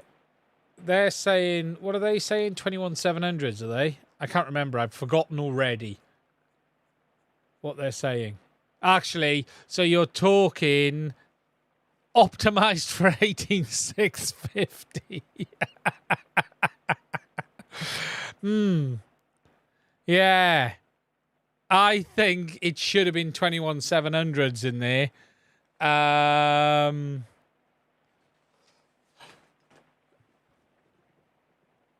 Yours says 21700s on the battery holder. Nice. Interesting. So I think then he's put the wrong batteries in. And they do look... now you've said that, right? Now we've said that. He's got the battery size wrong. Just, yeah. Now you can see, look. There's a bit of a gap there. That's funny. That is funny. Oh, where's this put a... yeah, his already had batteries in. Yeah, to be honest, 21700s times 2. I think if we look at that now I've looked at this full screen, I can now see the issue. Oops. Yes. That's not right.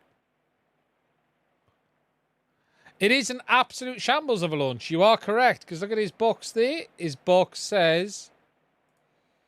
He shows it. Where is it? He shows the box. Where does he show the box? Here we go.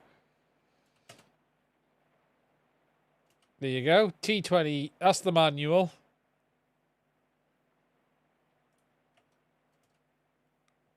Wes, question. Is it an official Express ELRS sanctioned product in the sense of, does it have official support? So we're going to go with 21700s.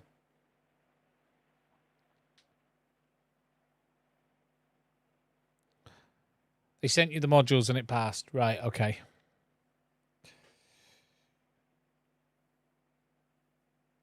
It will be in the next release. Yeah, that's always the case, isn't it? Okay, well, that's at least good. What do you think of the radio wares, or can't you say?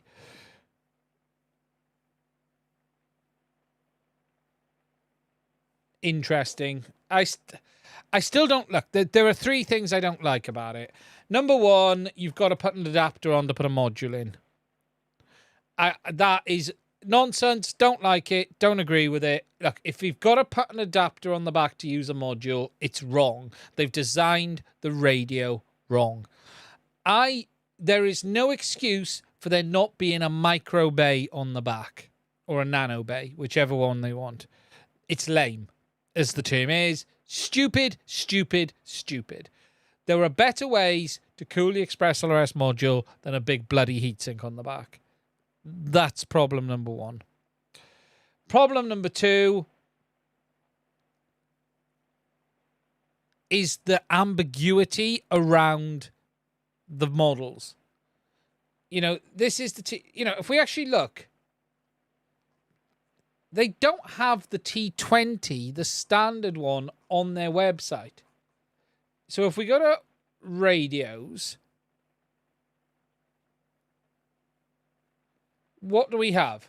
We have T20S, T20 Hall. So is the T20 Hall the basic model? Ah, don't you dare.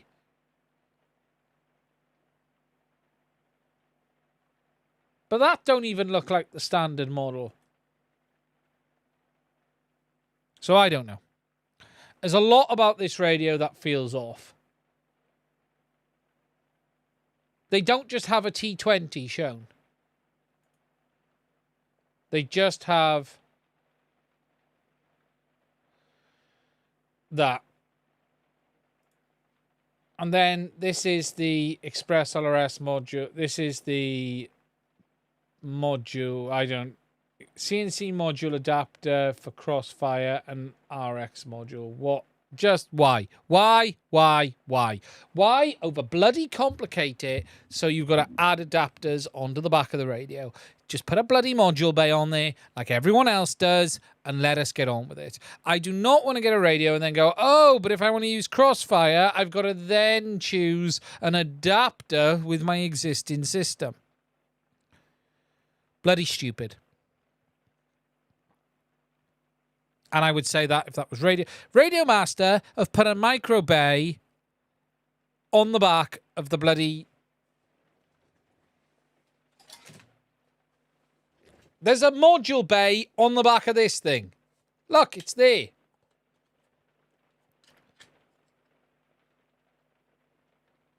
If Radio Master can put a module bay on the back of the pocket, there can be a module bay on anything.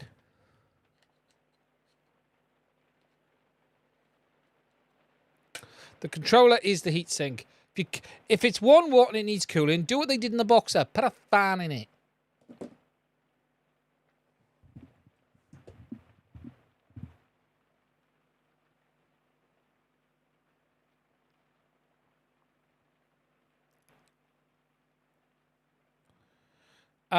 Just ridiculous. Just ridiculous. Yeah, module bay on the back of the box. It is. For the price, this radio is phenomenal for the money.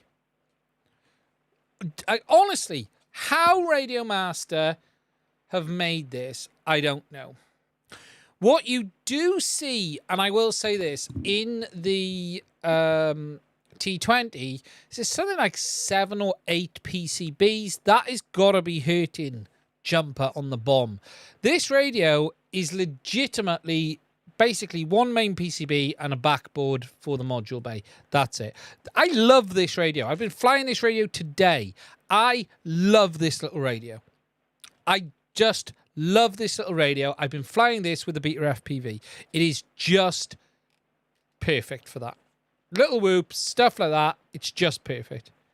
I think this is a phenomenal second radio, first radio for new starters, or a desk radio. $65. It's phenomenal. Can you put the pocket 1 watt internal module? You can do anything. Have I tried? No. You would have to add a fan. Is there space for a fan? Yes, absolutely. What you could easily do on this radio is burr a hole in the middle there, 3D print a grid over the top. The module looks the same module as the standard Radio Master ones. The board in this is basically a Zorro board. You should be able to fit the bigger modules in, but you need a fan. A lot of people have asked me about, can you do it? I think I might have to do a video on it. A lot of people, you'd buy the Boxer internal RF module off Radio Master website and that'll give you 1 more. Yeah. 100%. The board says Zorro Pocket. Yeah, it does. Might need a power mod. Yeah, there isn't that much power draw more between. Look, RF power doesn't draw that much more. It does, but it's not dramatic. I've had a lot of people ask, I don't really see the point of 1 watt in this.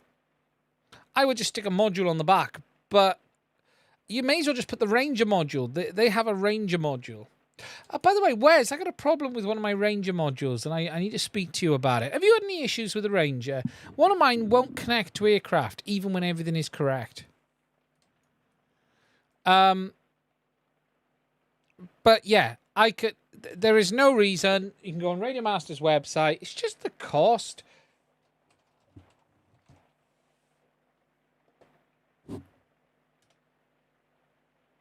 If we go on Radio Master, we can... if we go to the Boxer accessories, had to do a power mod to get 1 watt on your Tango. Yeah, you might need to. There we go. $32 for the heat synced module.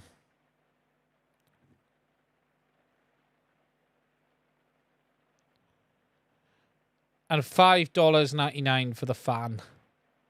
What voltage is that fan? Is that 9 volt or is that 5? 5 volt.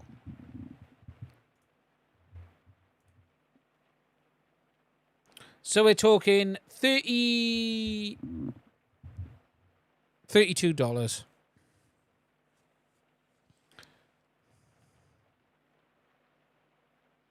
Super Deluxe, how are you? 2S. But I don't know if they're in parallel or series. I haven't actually checked.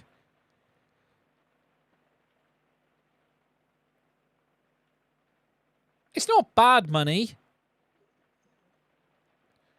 But you could just put an external one on. I am struggling a little bit with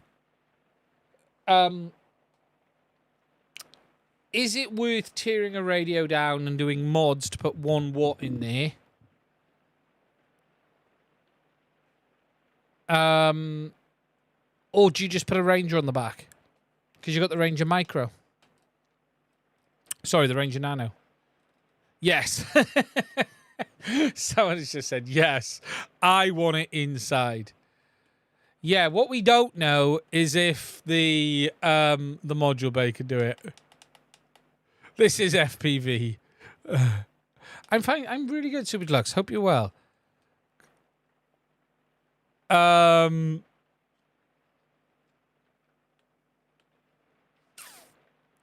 without a mod from Happy Model. Compact is the point. So we're going to have to do this, are we? I can't get my Ranger Nano to bind for the life of me. Yeah, that was the problem I was having the other day, Andy. Exactly the same. I couldn't get my Ranger Nano to bind. Exactly the same. It would not bind to an aircraft. It just wouldn't connect. Exactly the same.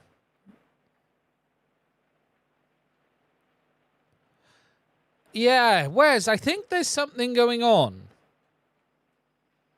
No, yeah, user error. Do you want me to give you my response to user error? Wait there, wait there. Let me just wind it. Let me just wind it. Wait there, wait there, wait there. Wait there. No, no, no, no, it's not coming out. No, no, no, it's staying inside.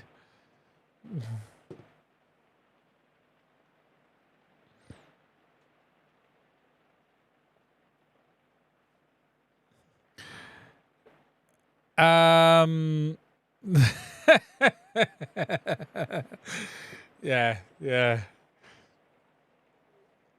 No, because here's the state of affairs. I ended up, if you really want, do you want me to prove it? Right, right there. Fuck it, we're going to do it. Before we finish, let's do it.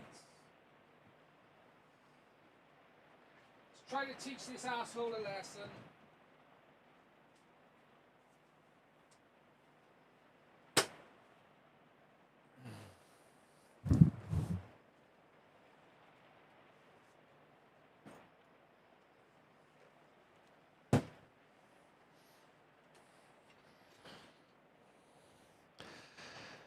We're going to prove how Beta FPV is now better than Radio Master, Wes, in regards to binding. Let me find an aircraft that it'll connect to.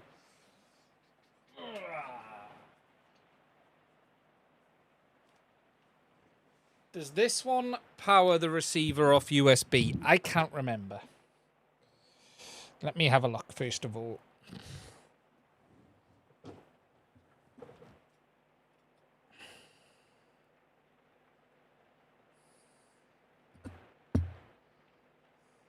Yes, it does. Brilliant. Okay. Cool.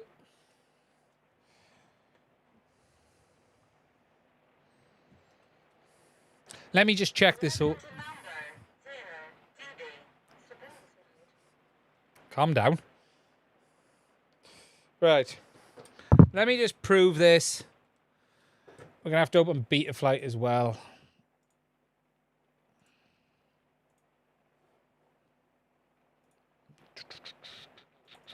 Two seconds. Oh, wrong window. Desktop. Okay, so this is, what's this?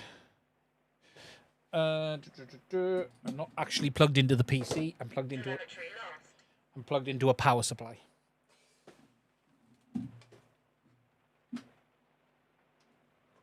Here we go.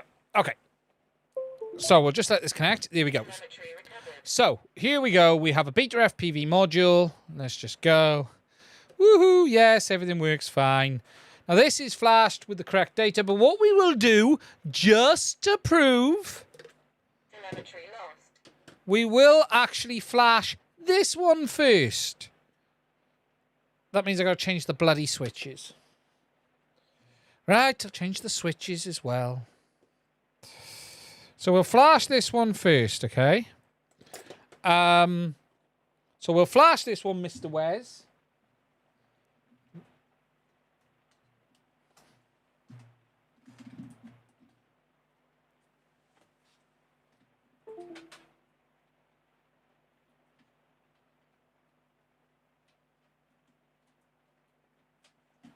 Okay. Right, so we're going to plug that in. Oh, will the USB-C cable fit? Because this is the Beta FPV module with the USB-C cable never wanted to fit. Way, I got it in. Okay. Cool. Right, let me just come on this a sec. What we're going to do is going to flash this first to prove the Express ELRS settings are correct.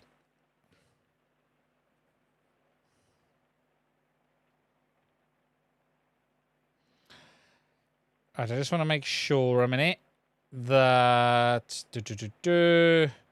So this is a Beta FPV 2.4. I'll put this up in a second. I just want to make sure... I think this is the Micro TX. I don't know why they called it Micro TX.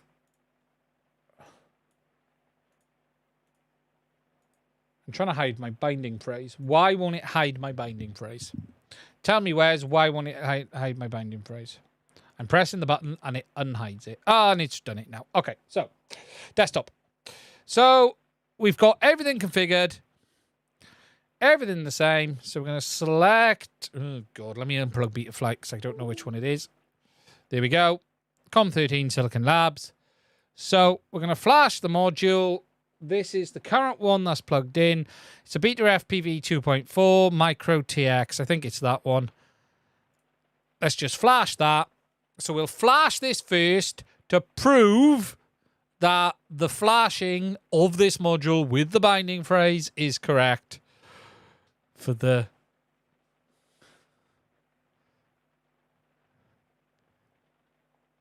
Oh, what have I selected? 3, 2, 1. I didn't look at the top. I assumed it had selected the current.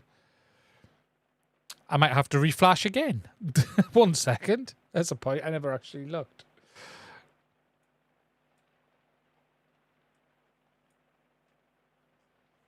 What have we flashed?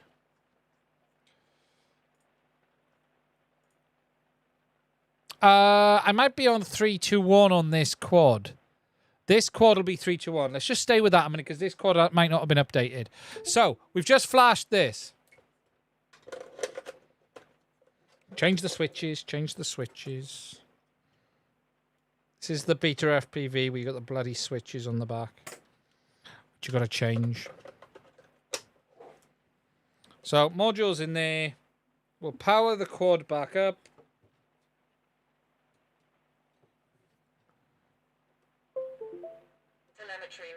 Connected. Receiver. Boom. So we flashed that one. It works. So that just proves the flash on that one works. Oh, shut up. Yes. Okay, so that works. Now we're going to flash. Yes. So we're going to flash.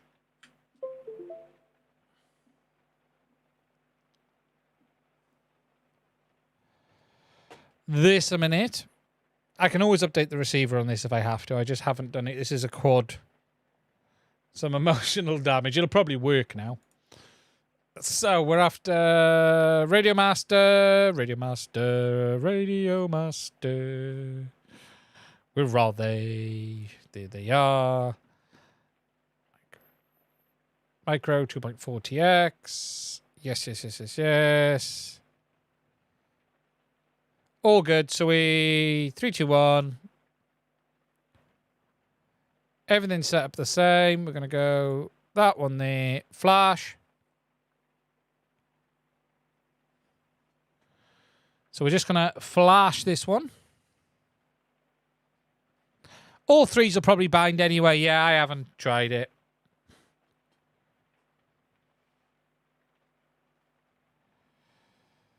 So we're just going to flash.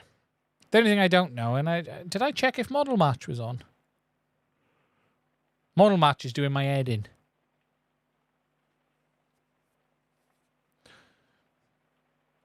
Okay, so...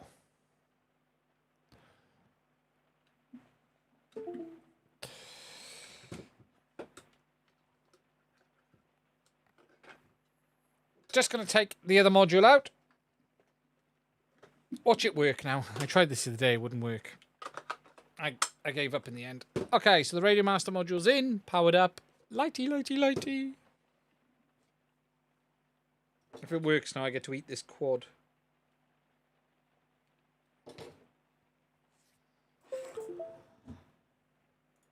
And And no comprende. Ah, it's just kicked in. Didn't do that the other day. See, that's what happens when you do it live on stream. I gave up the other day. User clearly not user error because it's working.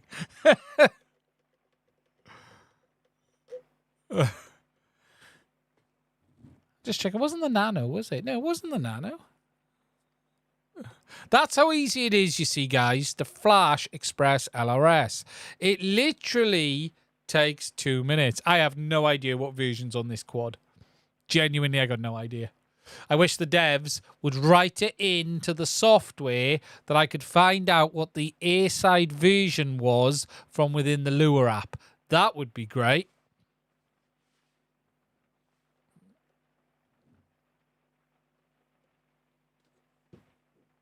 Can we do it? I don't think we can we? So you need to live stream and it'll work. Genuinely, I had exactly the same problem. Thank you. First of all, thank you, Flickit. And thank you, Wes. At least I know my module's working now. The only thing I'm trying to think of...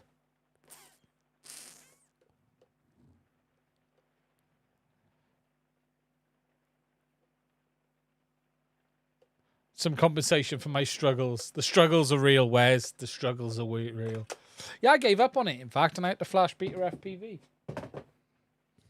And no one wants to use the Beta FPV one. Actually, the Beta FPV modules have been very good. I can't complain about them. We all like to slag off Beta FPV, but actually, it's they're pretty good. Right.